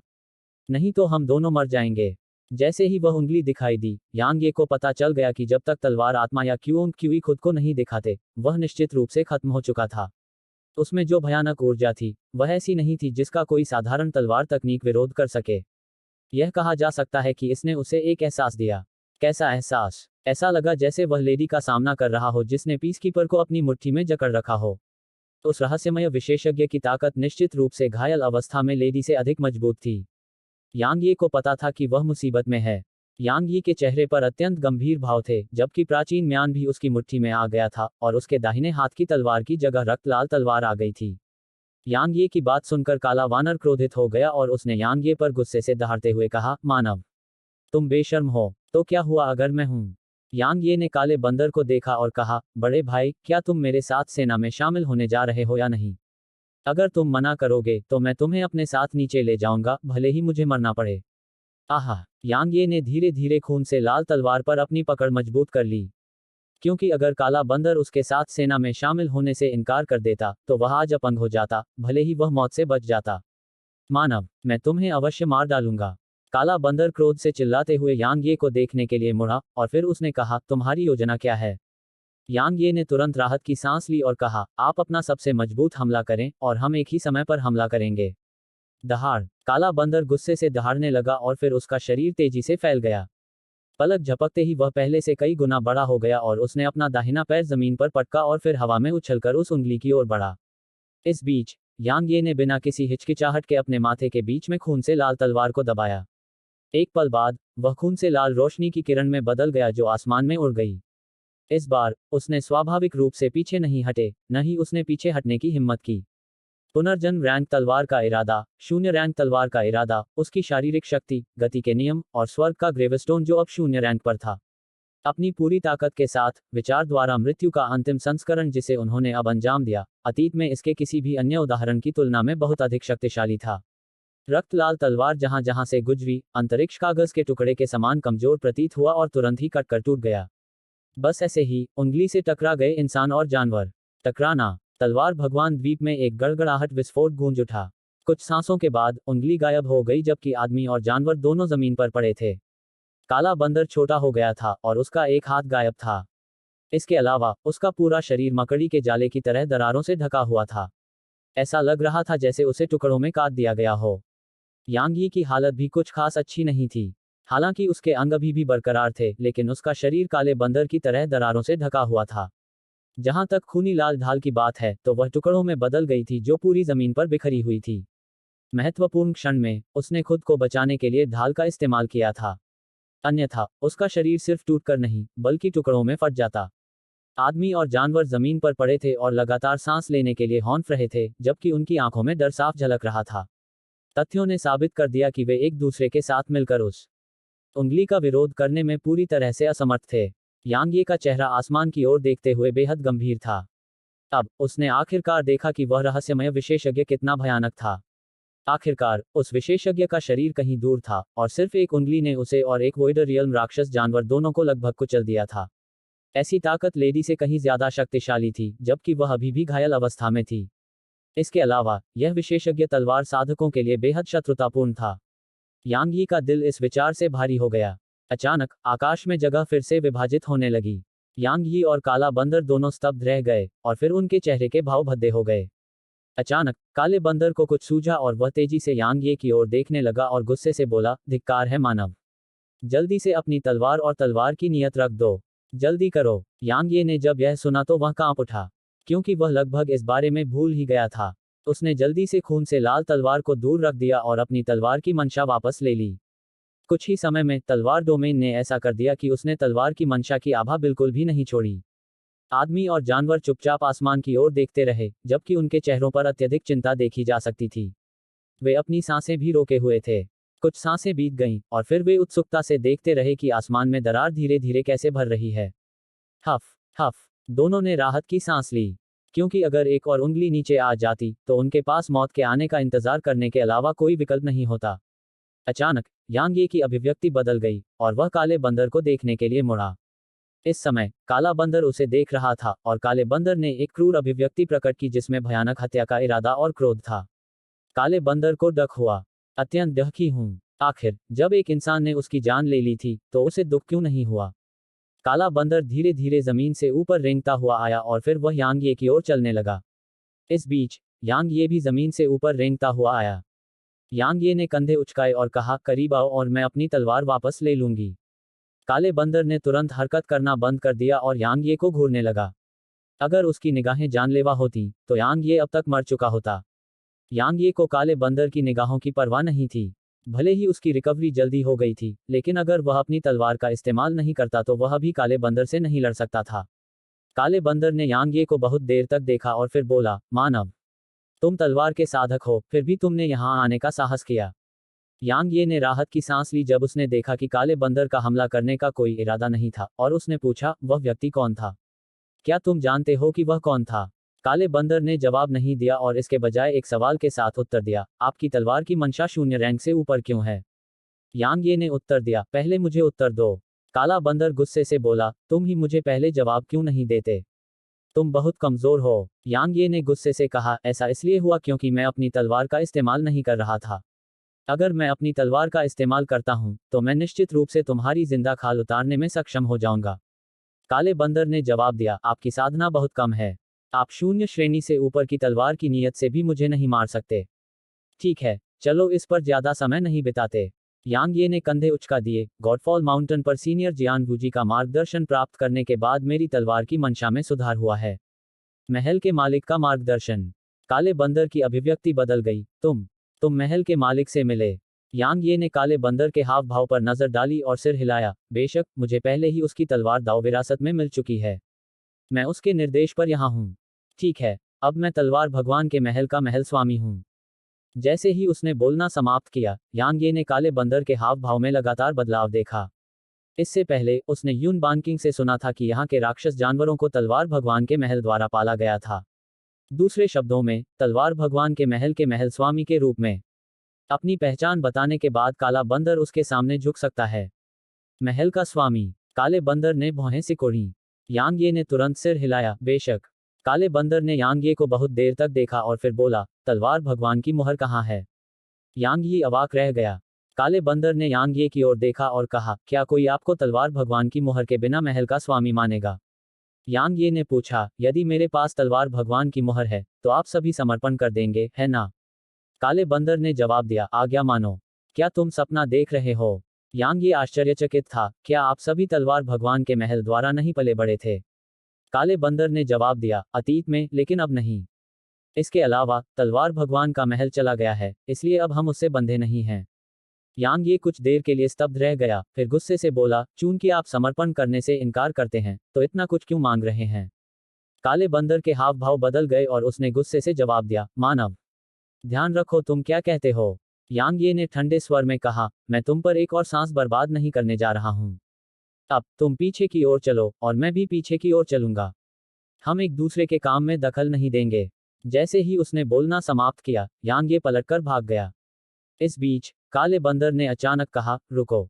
यांग ये की अभिव्यक्ति बदल गई और वह काले बंदर को देखने के लिए मुड़ा, क्या तुम लड़ना चाहते हो? काले बंदर ने गुस्से से जवाब दिया, मुझे मेरा एडेमेंटियम फल का पेड़ और एडेमेंटियम फल वापस दे दो। यांग ये ने कहा, वे मेरे हैं। काला बंदर क्रोधित हुआ, वे स्पष्ट रूप से मेरे थे। यांग ये ने जवाब दिया, वे थे, लेकिन अब वे मेरे हैं। मैं तुम्हें मार डालूंगा। काला बंदर बहुत क्रोधित हुआ। उसकी आभा उसमें से निकल रही थी और वह हमला करने ही वाला था। क्या तुम्हें लगता है कि मैं तुमसे डरता हूं? यांग ये भी गुस्से में था और उसने अपनी हथेली घुमाई। एक इरादे वाली तलवार तुरंत उसके हाथ में आ गई। जैसे ही तलवार दिखाई दी, यांग ये और काला वानर दोनों दंग रह गए। अध्याय 1237 कितना सटीक।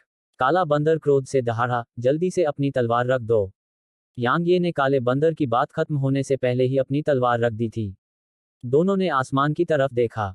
वहां का स्थान लहरदार था और इससे उनकी पलकें झपकने लगीं। सौभाग्य से वहां का स्थान थोड़ी देर तक लहरदार रहने के बाद सामान्य हो गया। हफ हफ, दोनों ने राहत की सांस ली। काला वानर अचानक यांग ही की ओर देखने लगा और क्रोध से दहाड़ उठा, मानव, क्या तुम मरना चाहते हो? यांग ये ने अपने होंठ सिकुड़े, देखो तुम कितने काया हो। यह सोचना कि तुम शून्य लोक में हो। तुम एक संत से भी बड़े काया हो। काले आदमी ने यांग ही को गुस्से से घूरा, जबकि उसकी छाती तेजी से ऊपर नीचे हो रही थी। उसकी मुट्ठियां कसकर बंद थीं क्योंकि वह वाकई हमला करना चाहता था। यांग ये ने कहा, मुझे दूसरे काम निपटाने हैं, इसलिए मेरे पास तुम्हारे साथ खेलने का समय नहीं है। अगली बार तक। यांग ये ने बात खत्म करते ही मुड़कर चली गई। इस बार काले बंदर ने यांग ये को नहीं रोका। ऐसा मुख्य रूप से इसलिए हुआ क्योंकि उसने यांग ये को रोकने की हिम्मत नहीं की। वह वाकई बहुत डरा हुआ था, उसे डर था कि यांग ये अपनी तलवार निकाल लेगा। या ज्यादा सटीक रूप से कहें तो उसे उस रहस्यमय विशेषज्ञ से डर था। भले ही उसने यांग ये को रोका नहीं था, लेकिन वह निश्चित रूप से उसे ऐसे ही जाने नहीं देगा। जब तक वह अपने दिल की शिकायत को बाहर नहीं निकाल पाता, वह शायद बहुत लंबे समय तक सो नहीं पाएगा। काले बंदर ने अचानक क्रोध से दहाड़ लगाई जब उसने यांग यी की आकृति को दूरी में गायब होते देखा और फिर उसने अपनी मुट्ठियां जमीन पर पटक दी। टकराना। जमीन तुरंत ढह गई। यांग ये करीब 15 मिनट तक आगे आगे चलता रहा। जैसे ही उसे पता चला कि काला बंदर उसके पीछे नहीं आया है, वह तुरंत जमीन पर गिर पड़ा और सांस लेने के लिए हौंफने लगा। उसकी चोटें स्वाभाविक रूप से पूरी तरह से ठीक नहीं हुई थीं। सिर्फ उसका शरीर ही नहीं फटा था, बल्कि उसके अंदरूनी अंग भी घायल हो गए थे। हालांकि काले बंदर की चोटें भी बहुत गंभीर थीं, लेकिन काले बंदर को सिर्फ बाहरी चोटें ही लगी थीं। उसे कोई अंदरूनी चोट नहीं लगी थी। दरअसल, उसने पहले अपनी तलवार जल्दबाजी में नहीं निकाली थी, उसने जानबूझकर ऐसा किया था। हालांकि यह काफी जोखिम भरा था, लेकिन उसके पास कोई और विकल्प नहीं था। क्योंकि अगर वह ऐसा नहीं करता तो काला बंदर उसे निश्चित रूप से जाने नहीं देता।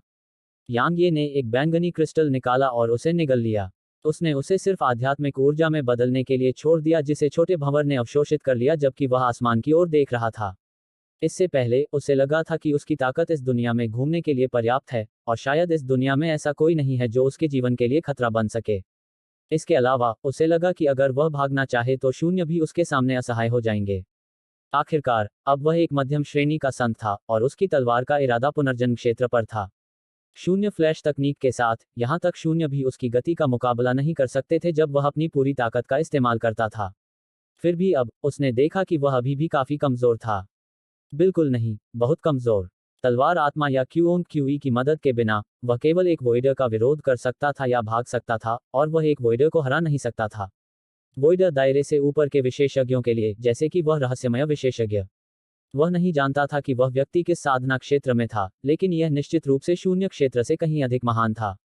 पुनर्जन्म रैंक तलवार इरादा, शारीरिक उपलब्धियों के दिव्य शिफ्ट क्षेत्र और संत क्षेत्र के मध्य रैंक पर्याप्त से बहुत दूर हैं। यांग ये ने अपनी मुट्ठी धीरे धीरे बंद करते हुए एक गहरी सांस ली। अगर वह वॉइडर्स को भी नहीं मार सकता था, तो वह अभिभावकों का सामना करने के लिए रेडियंट आयाम में कैसे लौट सकता था? वह लेडी की हवा में कैसे जा सकता था? यांग ये ने अपने विचारों को संयमित किया और ठीक होने पर ध्यान केंद्रित करना शुरू कर दिया। वर्तमान में, उसका मुख्य उद्देश्य ठीक होना था, और फिर तलवार भगवान के महल के खंडहरों की यात्रा करके तारकीय तलवार आरेख और तलवार भगवान की मुहर प्राप्त करना था। 1 घंटे बाद, यांग यी उठ खड़ा हुआ और दूर गायब हो गया। 8 घंटे की यात्रा के बाद, शहर की दीवारों का एक क्षतिग्रस्त विस्तार उसकी दृष्टि के क्षेत्र में दिखाई दिया। शहर की दीवारें लगभग 1 किलोमीटर ऊंची थीं। उनकी चौड़ाई के लिए, वे दूर तक अंतहीन रूप से फैली हुई थीं। हालांकि, शहर की दीवारें क्षतिग्रस्त थीं। यह जगह जगह से टूटी हुई थी और उस पर लगा गेट जीर्ण शीर्ण था। ऐसा लग रहा था कि यह किसी भी क्षण गिर जाएगा। यांग यी ने अपने सामने के दृश्य पर नजर डाली। इस बीच, उसके सामने अंतरिक्ष में लहरें उठीं। युन बानकिंग उससे संपर्क कर रही थी। कुछ ही देर में यांग ये वहीं गायब हो गया। यांग ये ने शहर में प्रवेश करते ही युन बानकिंग को देखा, लेकिन उसके साथ 1 दर्जन से अधिक अन्य लोग भी थे। युन बानकिंग उसे देखकर बहुत खुश हुई और वह जल्दी से उसके पास दौड़ी और बोली, क्या तुम ठीक हो? यांग ये मुस्कुराया, मैं ठीक हूँ। उसने उसकी ओर देखा, और फिर उसने एक स्थानिक अंगूठी निकाली और उसे यांग ये को दे दिया। वे सभी वहाँ हैं। यांग ये ने इसे लिया और इस पर एक नज़र डाली। निश्चित रूप से, एडमेंटियम फल का पेड़ और एडमेंटियम फल इसके अंदर थे। उसने सिर हिलाया और कहा, मैं तुम्हारे बिना इन्हें प्राप्त नहीं कर पाता, इसलिए चलो इसे बराबर बराबर बांट लेते हैं। वह उसे आधा देने ही वाला था कि उसने अपना सिर हिलाया, मुझे यह नहीं चाहिए। यांग ये उसकी प्रतिक्रिया से हैरान था। क्यों? युन बानकिंग ने कहा, तुमने मेरी जान बचाई है, और मैं तुम्हारे बिना मर चुकी होती। तो मैं इसे कैसे ले सकती हूँ? यांग ये बोलने ही वाली थी कि उसने कहा, कुछ मत कहो। मेरे अपने सिद्धांत हैं जिनके अनुसार मैं जीती हूँ, और अगर मैंने इसे स्वीकार कर लिया तो मैं खुद को नीचा समझूंगी। उसने उसकी ओर देखा और मुस्कुराया, तुम्हारा इनकार स्वागत योग्य है। युन बानकिंग मुस्कुराए। इस बीच, बगल से एक आवाज आई, मिस युन, वह कौन है? यांग ये ने आवाज के स्रोत की ओर देखा। उसने एक हरे रंग की पोशाक पहने आदमी और दूसरों के एक समूह को अपनी और युन बानकिंग की ओर आते देखा।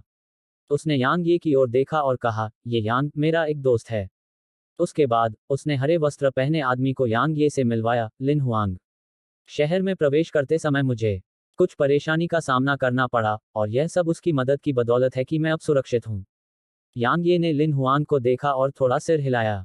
अंत में उसकी नज़र एक पल के लिए लिन हुआंग के पीछे खड़े बूढ़े आदमी पर रुक गई। एक सम्राट। बूढ़े आदमी के अलावा समूह में बाकी सभी लोग अर्ध सम्राट थे, जिनमें लिन हुआंग भी शामिल था। हालांकि लिन हुआंग की आभा बाकी लोगों की तुलना में बहुत ज्यादा मजबूत थी। लिन हुआन ने यांग ये को देखा और सिर हिलाया और फिर उसने युन बानकिंग को देखा। मिस युन, सड़कें सुरक्षित नहीं हैं। चलो अपने घरों को लौटते हैं। उसने सिर हिलाया और यांग ये को देखा, यहाँ बहुत अव्यवस्था है। चलो अब आराम करने के लिए कोई जगह ढूंढते हैं। यांग ये ने सिर हिलाया, ठीक है। हालांकि वह अभी तलवार भगवान के महल की ओर जाना चाहता था, लेकिन उसे इस जगह के बारे में कुछ भी नहीं पता था। तलवार भगवान के महल के स्थान की तो बात ही छोड़िए, उसे यह भी नहीं पता था कि यह किस दिशा में है। इसलिए सबसे अच्छा तरीका यह था कि वह इस जगह से खुद को परिचित कर ले। लिन हुआंग ने सिर हिलाया और उन्हें दूर ले गया। युन बानकिंग ने समझाया, यह तलवार शहर है, एक ऐसा शहर जो इतने सालों पहले तलवार भगवान के महल के अधीन था। इस शहर को कम मत समझो। भले ही तलवार भगवान का महल न होता, बहुत कम लोग इस शहर को अपमानित करने की हिम्मत करते। बेशक ऐसा इसलिए था क्योंकि इसे तलवार भगवान के महल द्वारा बनाए रखा गया था। दुर्भाग्य से, क्योंकि इसके अधिकांश विशेषज्ञ तलवार चलाने में प्रशिक्षित थे, इसलिए अंत में इसे नष्ट कर दिया गया। मैं केवल यह सोच सकता हूं कि उस रहस्यमय विशेषज्ञ और तलवार भगवान के महल के बीच किस तरह की भयानक दुश्मनी है। मैं भी इसका उत्तर जानना चाहता हूं, यांग ये ने कहा। वह वास्तव में जानना चाहता था, क्योंकि उस व्यक्ति ने न केवल तलवार भगवान के महल को नष्ट किया था, बल्कि वह व्यक्ति दुनिया के सभी तलवार साधकों के प्रति शत्रुतापूर्ण था। उसे लगा कि यह उचित नहीं था। युन बानकिंग ने आसपास के माहौल पर नजर डाली और कहा, यह शहर रुकने और आराम करने की जगह है। तलवार भगवान द्वीप पर आने वाले विशेषज्ञ आमतौर पर यहाँ रुकना और आराम करना पसंद करते हैं, क्योंकि राक्षस जानवर इस शहर में प्रवेश नहीं करेंगे। भले ही राक्षस जानवर शहर में प्रवेश नहीं करेंगे, लेकिन यह जगह बिल्कुल भी सुरक्षित नहीं है और इसे बहुत खतरनाक, बेहद खतरनाक कहा जाना चाहिए। यांग ये हैरान था, क्यों? युन बानकिंग ने कहा, सालों से जो लोग वापस नहीं लौटना चाहते थे या वापसी शुल्क वहन नहीं कर सकते थे, वे शहर में ही रहना पसंद करते थे। चाहे वे लोग हों जो वापस नहीं जा सकते या जो वापस जाने से इनकार करते हैं, वे किसी भी हद तक जा सकते हैं। लोगों के लिए खजाने को हथियाने या अपने शिकार की मौत से आत्मिक ऊर्जा प्राप्त करने के लिए हत्या करना बेहद आम बात है। यांग ये ने आसपास के माहौल पर नजर डाली। निश्चित रूप से उसने देखा कि बहुत से लोग उन्हें छाया से देख रहे थे। हालांकि उन लोगों ने उन पर हमला नहीं किया। क्यों? यह स्वाभाविक रूप से था क्योंकि उनके पक्ष में एक सम्राट था। यांग ये ने अपनी नज़र हटा ली और युन बानकिंग की ओर देखा, तुम्हें यहाँ नहीं आना चाहिए था। हालांकि उसकी ताकत खराब नहीं थी, लेकिन इस तरह की जगह पर यह बहुत कमज़ोर थी। यहाँ के लोगों में सबसे कमज़ोर क्वासी सम्राट थे और वे सभी क्रूर विशेषज्ञ थे। जबकि युन बानकिंग भी एक क्वासी सम्राट थी, उसे युद्ध में बहुत कम अनुभव था और वह पर्याप्त रूप से क्रूर नहीं थी। इसलिए वह निश्चित रूप से सीढ़ी के सबसे निचले पायदान पर थी। युन बानकिंग कुछ देर चुप रही और फिर बोली, मैं इसलिए आई क्योंकि मेरे पिता ने बंद कमरे में साधना शुरू की थी। मेरे पास युन कबीले को छोड़ने के अलावा कोई विकल्प नहीं था। बेशक युन तियानमिंग से बचने के अलावा एक और कारण भी है, और वह है अपना सर्वश्रेष्ठ प्रदर्शन करना। यह कोई गलत बात नहीं है। यांग ये ने आगे कहा, हालांकि आपको अपनी ताकत की सीमा के अनुसार काम करना होगा, खासकर तब जब आप एक महिला हों। मैं महिलाओं को नीची नज़र से नहीं देख रहा हूं, लेकिन आपको यह समझना चाहिए कि अगर आपके पास पर्याप्त ताकत नहीं है, तो यह आपके जैसी महिला के लिए बेहद खतरनाक है। भाई ये बिल्कुल सही कह रहे हैं। इस बीच लिन हुआंग अचानक चले आए और मुस्कुराते हुए बोले, मिस युन, एक महिला के रूप में यहाँ वाकई बहुत खतरनाक है। हालांकि चिंता न करें, जब तक मैं लिन हुआंग यहाँ हूँ आप निश्चित रूप से सुरक्षित रहेंगी। युन बानकिंग ने लिन हुआंग की ओर देखा और कहा, आपके दयालु इरादों के लिए धन्यवाद। लिन हुआंग ने मुस्कुराते हुए कहा, हमारे बीच इसकी कोई ज़रूरत नहीं है। बोलते समय उसने यांग ये को देखा और कहा, भाई ये बाहरी दुनिया में महिलाओं का कमज़ोर होना बहुत खतरनाक है। तुम सच में बहुत सही हो। हालांकि मैं यह कहना चाहूँगा कि बाहरी दुनिया में पुरुषों का कमज़ोर होना भी उतना ही खतरनाक है। सच कहूँ तो तुम काफ़ी कमज़ोर हो, भाई ये। यांग ये हैरान रह गया, तुमने कैसे पहचाना कि मैं कमज़ोर हूँ? आखिरकार उसने अपनी आभा को अपनी तलवार के दायरे में छिपा रखा था, इसलिए एक अर्ध सम्राट की बात तो दूर, एक शून्य भी उसकी साधना को नहीं देख पाएगा। लिन हुआंग ने यांग ये को देखा और मुस्कुराया, भले ही मुझे नहीं पता कि आपने अपनी आभा कैसे छिपाई, लेकिन आपके लिए सम्राट बनना असंभव है ना? चूंकि आप सम्राट नहीं हैं, तो आपको एक अर्ध सम्राट होना चाहिए, है ना? यांग ये चुप रहा। लिन हुआंग मुस्कुराया, भाई ये तुम मुझे ऐसा भाव क्यों दिखा रहे हो? मुझे मत बताओ कि तुम एक संत हो। यांग ये ने कंधे उचकाए, कितना सही। लिन हुआंग मौके पर ही दंग रह गई। युन बानकिंग की आंखें चौड़ी हो गईं।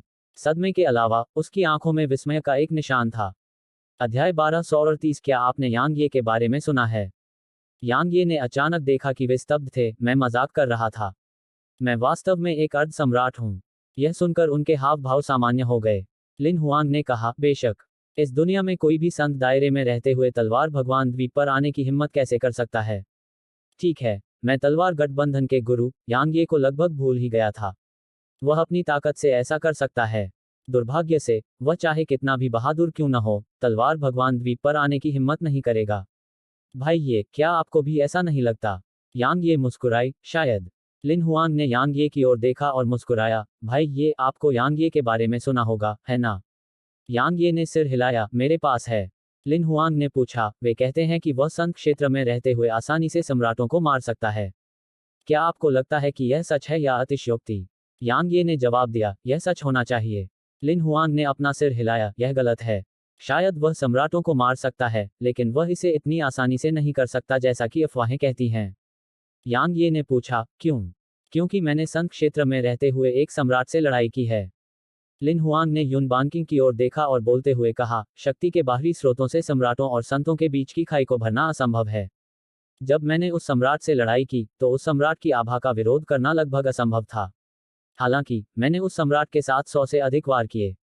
जब वह इतना बोल गया, तो उसने युन बानकिंग की ओर एक और नजर डाली और आगे बोला, बेशक, सम्राट इस समय मेरे लिए कुछ खास नहीं है। यांग ये ने लिन हुआंग और युन बानकिंग की ओर देखा। शुरू में, उसे आश्चर्य हुआ कि कहीं उसकी पोल न खुल गई हो। अन्यथा, लिन हुआंग लगातार उसके बारे में क्यों बोल रहा था? अब, उसे समझ में आ गया कि लिन हुआंग अपने बारे में बोलने के लिए चक्कर लगा रहा था। यांग ये ने अपनी सांस बर्बाद नहीं की, और उसने बस अपना सिर हिलाया और गति बढ़ा दी। युन बानकिंग ने लिन हुआंग की ओर देखा और कहा, युवा मास्टर लिन महाद्वीप पर एक दुर्लभ अद्वितीय प्रतिभा है जो अर्ध सम्राट क्षेत्र में सम्राटों से लड़ने में सक्षम है। लिन हुआंग ने विनम्रता से कहा, बिल्कुल नहीं। महाद्वीप पर अनगिनत प्रतिभाशाली लोग हैं, और मेरे जैसे प्रतिभाशाली लोग तो बस साधारण हैं। भाई लिन, अगर आप ऐसा कहते हैं तो क्या हम सिर्फ कचरे के टुकड़े नहीं बन जाएंगे? इस बीच, काले लबादे पहने एक आदमी ने युन बानकिंग की तरफ देखा और मुस्कुराया, मिस युन, भाई लिन वास्तव में कम प्रोफाइल रखने की कोशिश कर रहा है। वह न सिर्फ सम्राटों से लड़ने में सक्षम है, बल्कि उन्हें मार भी सकता है। वह हमारे गोल्ड प्रीफेक्चरल शहर में नंबर 1 जीनियस है, और वह हमारे शहर के इतिहास में सबसे महान जीनियस में से एक है। युन बानकिंग ने लिन हुआंग की ओर देखा और कहा, युवा मास्टर लिन के पास असाधारण ताकत है, और वह निश्चित रूप से भविष्य में महाद्वीप पर एक अधिपति होगा। लिन हुआंग ने उसकी बात सुनकर मुस्कुराया और कहा, मिस युन, आप बहुत दयालु हैं। बोलते समय, उसने आसपास के माहौल पर नजर डाली और कहा, मिस युन, शहर बहुत सुरक्षित नहीं है। आप अब से हमारे साथ क्यों नहीं रहती? हम इस तरह एक दूसरे का ख्याल रख पाएंगे। चिंता मत करो, तुम निश्चित रूप से हमारे साथ सुरक्षित रहोगी। युन बानकिंग ने उसे कोई जवाब नहीं दिया। उसने यांग ये को देखा और कहा, भाई ये, तुम क्या सोचते हो? यह देखकर लिन हुआंग का चेहरा थोड़ा सख्त हो गया, और फिर उसने यांग ये को देखा और कहा, बेशक, भाई ये मिस युन के दोस्त हैं, इसलिए आप स्वाभाविक रूप से हमारे साथ भी रह सकते हैं। यांग ये मुस्कुराई, मैं आज़ादी की बहुत आदी हो गई हूँ। मैं दूसरों के साथ मिलकर काम करने के लिए बिल्कुल भी उपयुक्त नहीं हूँ। इस बीच, काले वस्त्र पहने आदमी ने अचानक उदासीनता से कहा, मुझे ईमानदारी से कहने की अनुमति दें, आपके पास जो ताकत है, उसके आधार पर आप किसी भी समय यहाँ मर सकते हैं। भाई युमो, आप ऐसा कैसे कह सकते हैं? लिन हुआंग ने काले लबादे वाले आदमी की ओर देखा और कहा, हर किसी का अपना फैसला होता है। चूंकि भाइये को अकेले रहना पसंद है, तो उसे मजबूर क्यों किया जाए? जब वह इस बिंदु पर बोल रहा था, तो उसने युन बानकिंग को देखा, मिस युन। युन बानकिंग ने कहा, भाई लिन, मैं आपके दयालु इरादों के लिए आपको धन्यवाद देती हूँ, लेकिन मैंने भाई ये के साथ जाने का फैसला किया है। लिन हुआंग का चेहरा जम गया जब उसने उसकी बात सुनी, और यह काफी भद्दा भी था। थोड़ी देर बाद उसने कहा, मिस युन, मुझे यकीन है कि आपको एहसास हो गया होगा कि तलवार शहर कितना खतरनाक है। यहाँ हर तरह के लोग हैं, और आप एक महिला हैं। अगर मैं ईमानदारी से कहूँ, तो भाई ये शायद आपकी रक्षा नहीं कर पाएंगे। न केवल आपकी सुरक्षा हमारी तरफ से सुनिश्चित की जाएगी, बल्कि अगर हम तलवार भगवान के महल के खंडहरों में कोई खजाना प्राप्त करते हैं तो आपको उसका हिस्सा भी मिलेगा। यून बानकिंग ने अपना सिर थोड़ा हिलाया और कहा, मैं आपकी दयालुता की सराहना करती हूँ, भाई लिन। हालांकि मैंने फिर भी भाई ये के साथ जाने का फैसला किया है। इस बीच यूमो ने कहा, मिस यूं, भाई लिन के अच्छे इरादों को क्यों मना कर रही हो? यून बानकिंग ने उसकी ओर देखा और कहा, मेरी इच्छा के विरुद्ध मुझे मजबूर करने की कोशिश क्यों कर रहे हो? यूमो की आंखें थोड़ी सिकुड़ गईं। मिस यून, मुझे खुलकर बोलने दो। आप दोनों शायद हमारी सुरक्षा के बिना 2 घंटे भी नहीं टिक पाएंगे। जहां तक आपकी बात है, मिस यून, भूल जाओ। इस बीच लिन हुआंग ने अचानक कहा, चूंकि मिस यून ने अपना फैसला कर लिया है, इसलिए मैं इस बारे में कुछ नहीं कहूंगा। अंधेरा हो रहा है और तुम दोनों के पास कहने के लिए कुछ नहीं है। क्यों न तुम रात को हमारे साथ आराम करो और फिर सुबह चले जाओ। यून बानकिंग ने यांग ये की तरफ देखा। यांग ये मुस्कुराया और बोला, इसे भूल जाओ। हम बस आराम करने के लिए कोई जगह ढूंढ लेंगे। जैसे ही उसने बोलना समाप्त किया, यांग ये ने यून बानकिंग की तरफ देखा और कहा, चलो चलें। उसने बात खत्म करते ही पलटकर चला गया। वह, यांग ही, उन लोगों में से नहीं था जो दूसरों की दानशीलता को पसंद करते थे। यून बानकिंग ने लिन हुआन को थोड़ा झुकाया। युवा मास्टर लिन, आपकी मदद के लिए धन्यवाद। मैं भविष्य में निश्चित रूप से आपकी दयालुता का बदला चुकाऊंगी। जैसे ही उसने बोलना समाप्त किया, वह मुनी और यांग ये के साथ चली गई। लिन हुआन की आंखें थोड़ी सिकुड़ गईं जब उसने उन्हें जाते हुए देखा। इस बीच यूमो ने ठंडे स्वर में कहा, वह महिला वास्तव में नहीं जानती कि उसके लिए क्या अच्छा है। वह आदमी भी, मैं वास्तव में उसे मारना चाहता हूँ। क्या बकवास है। मैंने उसे कुछ सम्मान दिया और वह खुद को बहुत अच्छा समझता है। लिन हुआंग ने अपनी नज़र हटा ली और कहा, चिंता मत करो, वे जल्द ही हमें ढूंढने वापस आएंगे। इस बीच उनके समूह में से सम्राट अचानक बोला, वह आदमी साधारण नहीं है। हमें सावधान रहना होगा। लिन हुआंग ने बूढ़े आदमी को देखा। आप ऐसा क्यों कहते हैं, एल्ड यून? बूढ़े आदमी ने अपना सिर थोड़ा हिलाया। अंतर्ज्ञान। लिन हुआंग ने हंसते हुए कहा, चिंता मत करो, मैं अपने प्रतिद्वंद्वी को कम नहीं आंकूंगा। चूंकि वह यहां तक में सक्षम था, इसलिए निश्चित रूप से उसमें कुछ क्षमता है। एल्ड यून ने सिर हिलाया और आगे कुछ नहीं बोला। लिन हुआंग ने कहा, चलो चलें। पहले आप सब वापस चले जाओ। मैं कुछ पूछताछ करने जा रहा हूं। यूमो की बात खत्म होते ही उसकी आकृति वहीं गायब हो गई। लिन हुआंग कुछ देर तक हिचकिचाया और फिर मुड़कर चला गया। Dot dot dot. इस समय आकाश धीरे धीरे अंधेरा हो रहा था। यांग ये और यून बानकिंग अभी भी सड़कों पर धीरे धीरे चल रहे थे, और शहर में धुंधली रोशनी के नीचे उनकी परछाइयां उनके पीछे लंबी होती जा रही थीं। यून बानकिंग ने कहा, मुझे खेद है। यांग ये मुस्कुराया, क्यों? वह धीरे से बोली, उसने मेरा ध्यान आकर्षित करने के लिए तुम्हारे खिलाफ काम किया। अब हो सकता है कि वह तुम्हारे खिलाफ द्वेष भी रखता हो।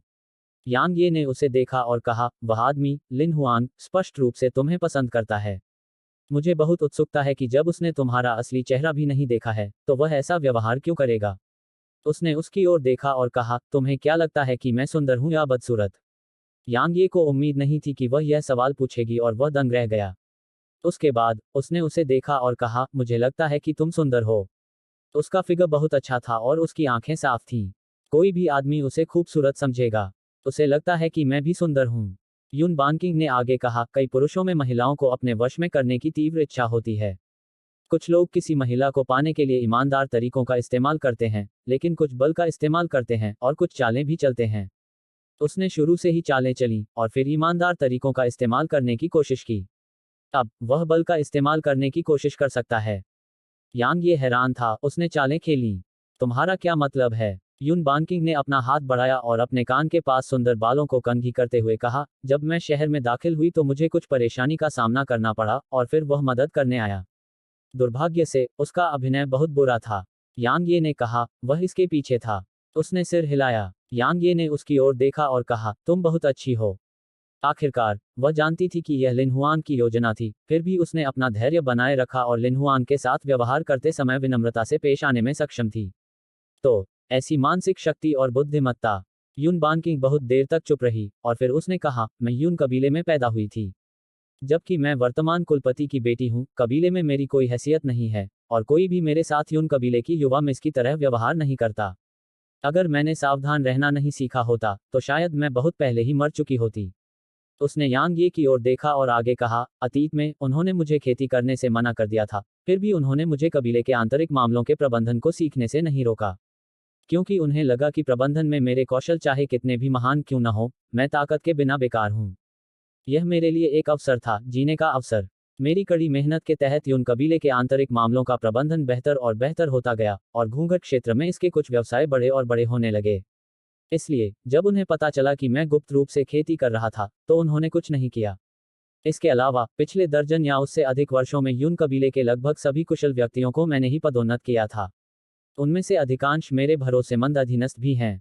यांग ये ने उसकी ओर देखा और कहा, तुम मुझे यह बताने की कोशिश कर रही हो कि तुम कुछ मूल्यवान हो, है ना? वह उसकी ओर देखती रही और चुप रही। यांग ये ने आगे कहा, तुम चाहते हो कि मैं तुम्हारी माँ और छोटे भाई को बचा लूं। इसके अलावा तुम्हें डर है कि मैं अचानक तुम्हें यहाँ छोड़ दूंगा, है ना? कुछ क्षण तक गहराई से सोचने के बाद उसने हाँ में सिर हिला दिया। यांग ये ने कहा, मिस यून, आपको मेरी मदद की जरूरत है, और मुझे भी आपकी मदद की जरूरत है। हमारा गठबंधन ऐसा कहा जा सकता है जहां हम एक दूसरे की मदद कर रहे हैं। यून बानकिंग ने अपना सिर थोड़ा हिलाया, मैं आपके लिए महत्वहीन हूं। लेकिन मेरी माँ और छोटा भाई आपकी मदद के बिना निश्चित रूप से मर जाएंगे, यहां तक कि मैं भी मर जाऊंगी। उसने अपना सिर उठाया और यांग ये की आंखों में देखा और फिर आगे बोली, प्रबंधन में मेरे कौशल के अलावा मेरे पास और कुछ नहीं है जिसे तुम महत्व दो। अगर कुछ और है, तो वह मेरा यह शरीर है। अगर तुम इसे चाहते हो, तो तुम इसे कभी भी ले सकते हो।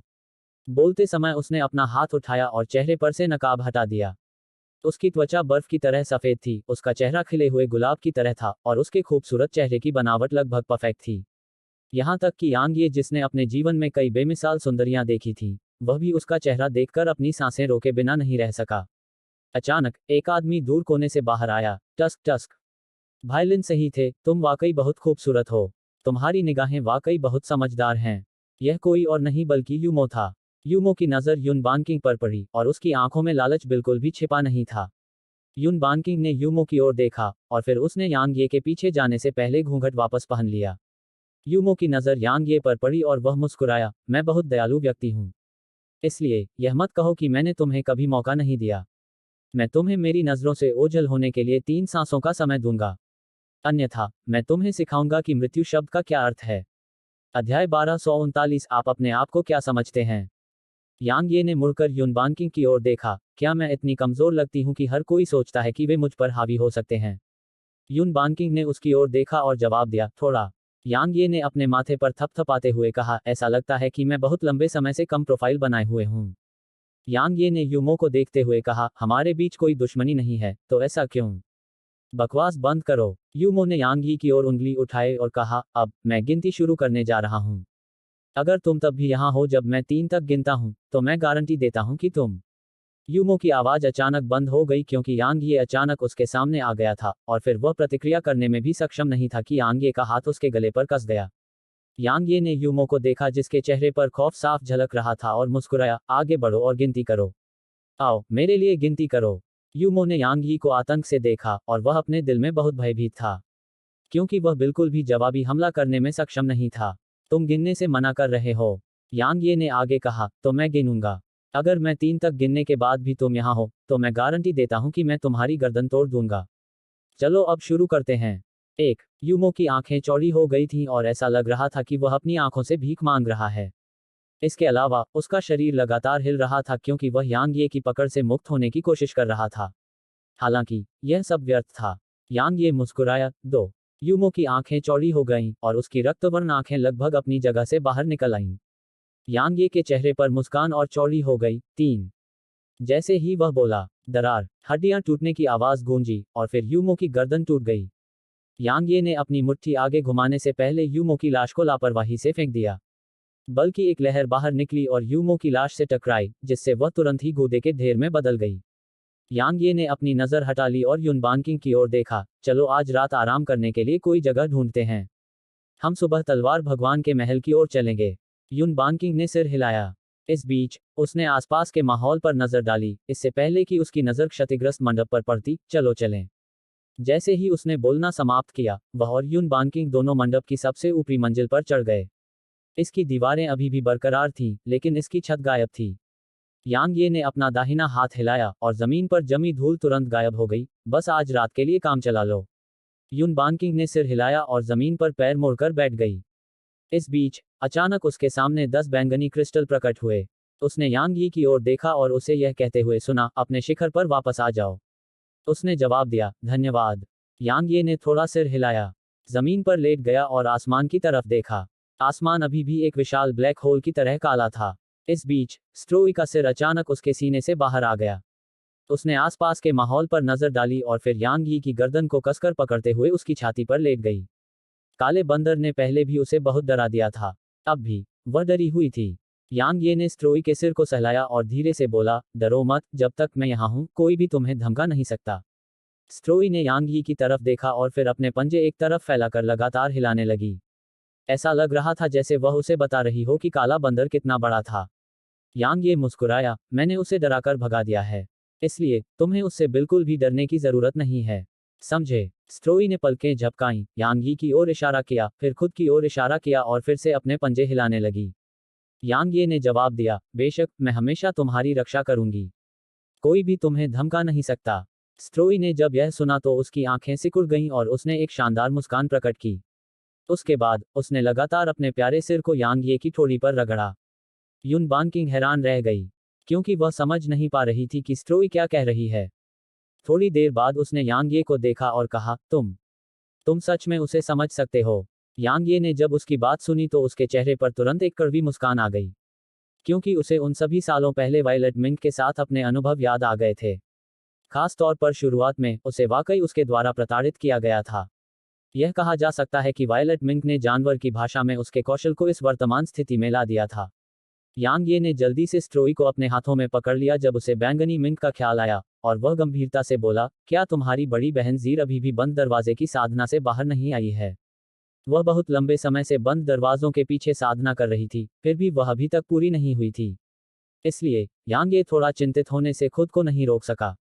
स्ट्रोई ने लगातार अपने पंजे हिलाना शुरू कर दिया। कुछ देर बाद यांग ये का चेहरा धीरे धीरे नरम पड़ने लगा। आप कह रहे हैं कि वह जल्द ही ठीक हो जाएगी? इसके अलावा वह बहुत मजबूत हो गई है। स्ट्रोई ने तुरंत सिर हिलाया। यह अच्छा है। यांग ये ने भी जल्दी से सिर हिलाया और फिर उसने स्ट्रोई को देखा, तुमने इतनी आध्यात्मिक ऊर्जा अवशोषित कर ली है, तो तुम आगे क्यों नहीं बढ़ी? स्ट्रोई ने पलकें झपकाईं। जाहिर है वह नहीं समझी कि यांग ये का क्या मतलब था। यांग ये ने अपना सिर हिलाया और धीरे से स्ट्रोई के सिर को सहलाया, सब ठीक है, चलो सोते हैं। स्ट्रोई ने सिर हिलाया और फिर वह उसकी छाती पर लेट गई और उसे कसकर पकड़ लिया। यांग ये मुस्कुराया और फिर उसने धीरे से अपनी आंखें बंद कर लीं। युन बानकिंग ने यांग ये की ओर देखा और अपनी आंखें भी बंद कर लीं। यहाँ का वातावरण शांत हो गया था और केवल हल्की हवा चल रही थी। समय धीरे धीरे बीतता गया और देर रात होने में ज्यादा समय नहीं लगा। अचानक एक छाया मंडप के ऊपर से उछलकर यांग ये की ओर नीचे की ओर तैरने लगी। हालांकि वह यांग ये के सामने ही पहुंची थी कि यांग ये की आंखें खुल गईं, जिससे छाया के हाव भाव बदल गए।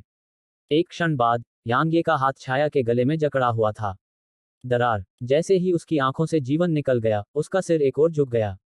शव को मंडप से बाहर फेंकने में ज्यादा समय नहीं लगा। उसी समय मंडप के ऊपर से एक आकृति उछली और फिर मंडप के नीचे लगातार दरारों की आवाज गूंजने लगी। थोड़ी देर बाद सब कुछ पुनः शांत हो गया। यह स्वाभाविक रूप से यांग यी था। उसने अपनी मुट्ठी में लाश को फेंक दिया और फिर उसने आसपास के माहौल पर नजर डाली। छाया में छिपी आकृतियों को गायब होने में ज्यादा समय नहीं लगा। यांग ये ने अपनी नजर हटा ली और मंडप के ऊपर वापस छलांग लगा दी। उसने युन बानकिंग पर नजर डाली जो गहरी नींद में सो गया था, और फिर वह दीवार के कोने से सटकर लेट गया और धीरे से अपनी आंखें बंद कर लीं। जिस समय यांग ये की आंखें बंद हुईं, युन बानकिंग ने अचानक अपनी आंखें खोलीं और एक बार फिर अपनी आंखें बंद करने से पहले उसने यांग ये की ओर देखा। अगले दिन भोर होने ही वाली थी कि यांग यी और युन बानकिंग मंडप से बाहर निकले और दूर की सड़कों की ओर चल पड़े। स्वॉर्ड गॉड का महल स्वॉर्ड सिटी से कुछ हजार किलोमीटर पीछे है और यह शहर से अनगिनत गुना बड़ा है। हालांकि इसकी कई इमारतें ढह गई हैं, इसलिए कोई स्पष्ट रास्ता नहीं है। स्वॉर्ड गॉड के महल के भीतर गहराई तक जाने का एकमात्र तरीका अन्वेषण है। इसके अलावा तलवार का इरादा क्षेत्र के माध्यम से बढ़ता है, और वहां अराजक तलवार का इरादा बहुत भयानक है। यहां तक सम्राट भी नष्ट हो सकते हैं यदि वे वहां तलवार के इरादे से लक्षित होते हैं।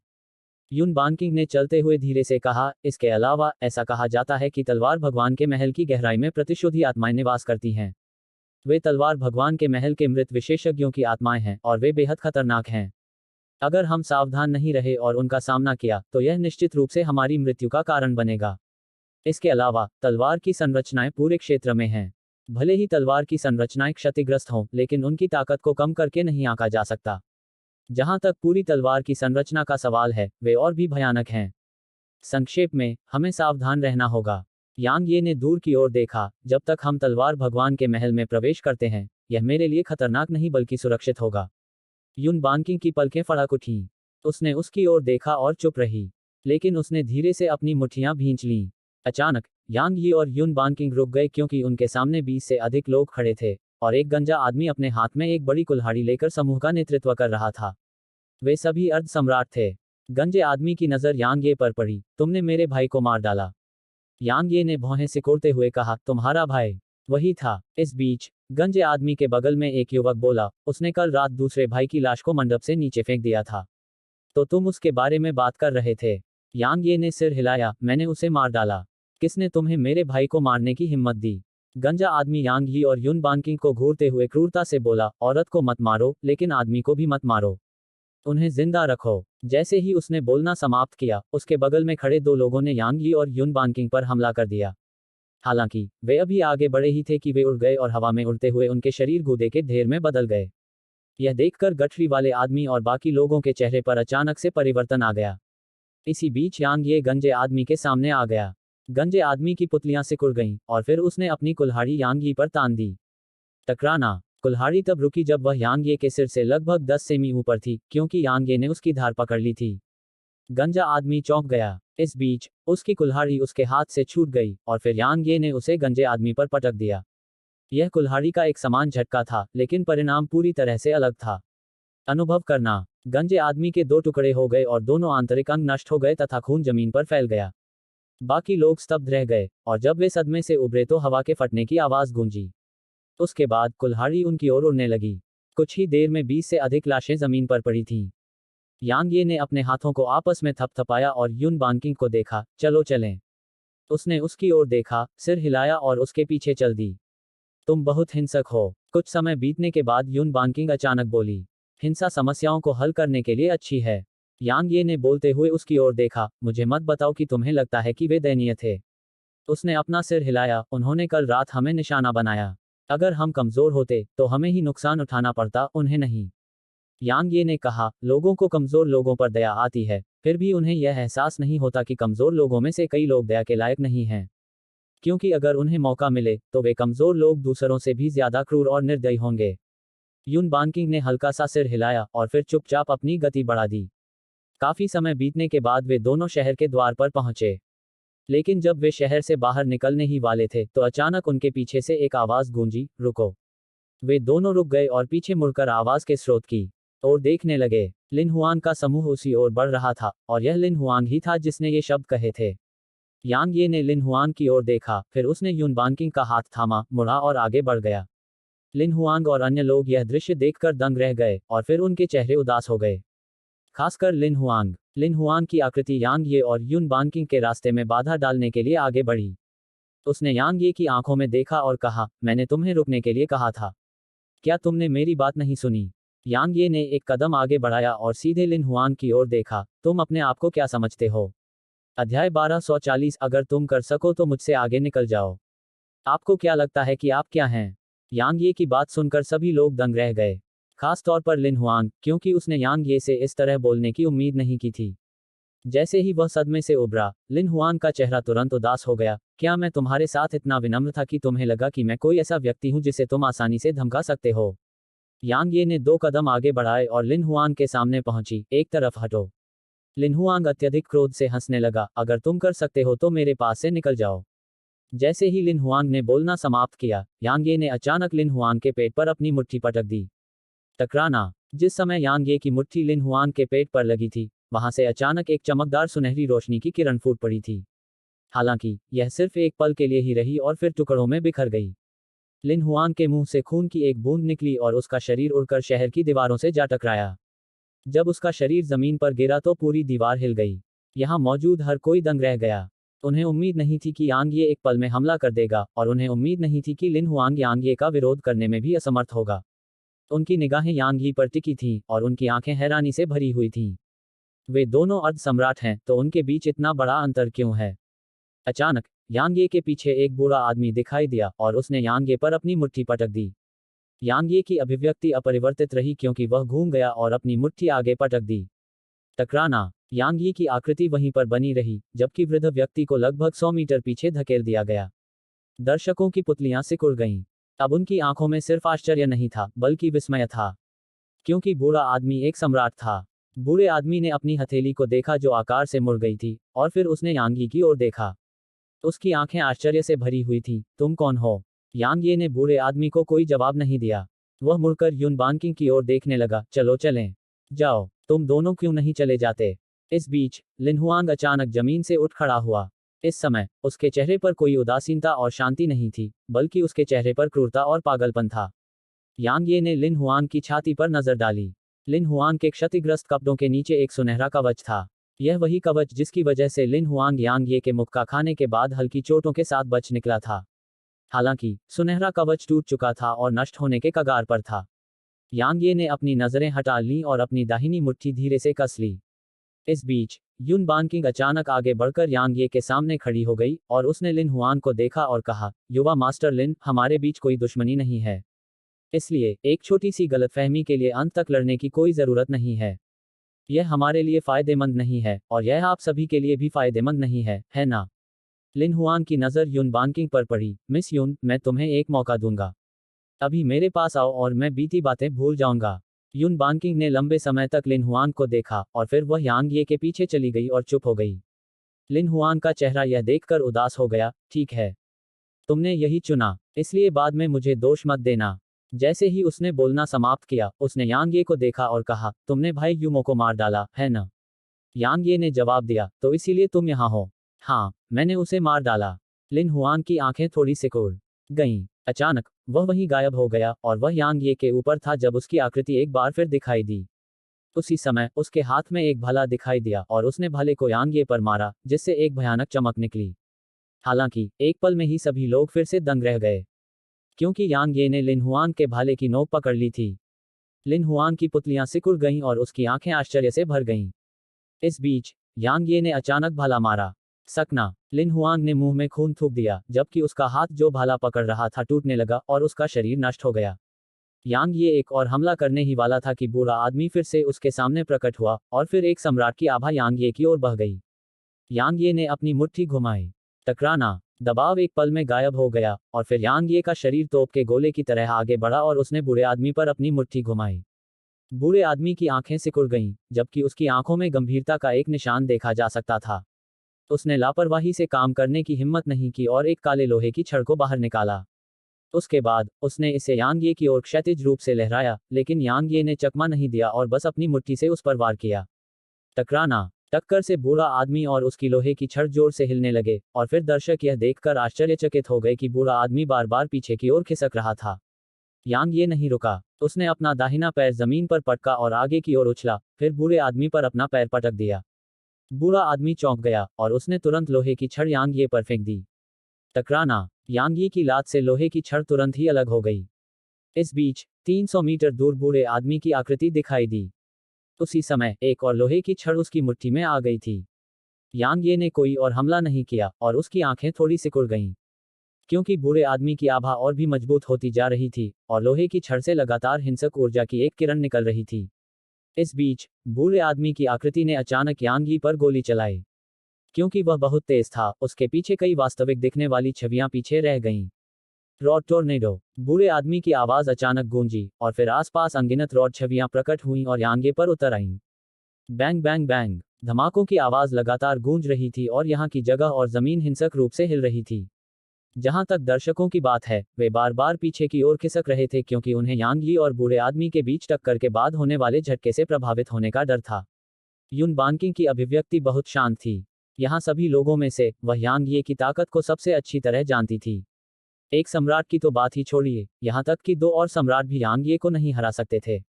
टकराना। इस बीच एक जोरदार धमाका हुआ और फिर अनगिनत छड़ की छवियां मिट गईं। उसी समय यांग ये और बूढ़ा आदमी दूसरों के सामने प्रकट हुए। वे 300 मीटर की दूरी पर थे। यांग ये की शक्ल में कोई अंतर नहीं था, लेकिन बूढ़े आदमी के मुंह के कोने पर खून का एक बेहद चौंकाने वाला निशान था। इसके अलावा उसके हाथ में केवल आधी छड़ी बची थी। सम्राट घायल हो गया। दर्शकों के दिमाग खाली हो गए। इस बीच लिनहुआन की आंखें खुली की खुली रह गईं क्योंकि उसने यांग ये को देखा और वे अविश्वास से भर गए। उसने उम्मीद नहीं की थी कि यांग ये वास्तव में एक सम्राट को घायल करने में सक्षम होगा। आखिरकार वह जानता था कि बूढ़ा आदमी कितना मजबूत था। अगर वह अपनी पूरी ताकत का इस्तेमाल करता तो वह एक सम्राट से लंबे समय तक लड़ सकता था, लेकिन वह बूढ़े आदमी से बिल्कुल नहीं लड़ सकता था। सम्राटों की ताकत में अंतर था और बूढ़ा आदमी साधारण सम्राटों की तुलना में बहुत अधिक शक्तिशाली था। बूढ़े आदमी ने यांग ही को देखा और उसके चेहरे पर अत्यंत गंभीर भाव उभर आया, आप वास्तव में कौन हैं? हेलो दोस्तों, आप सभी लोगों से एक रिक्वेस्ट है कि कृपया एमपी स्टोरी बॉय चैनल को सब्सक्राइब करें और वीडियो को लाइक करें। कमेंट करना मत भूलिए। धन्यवाद।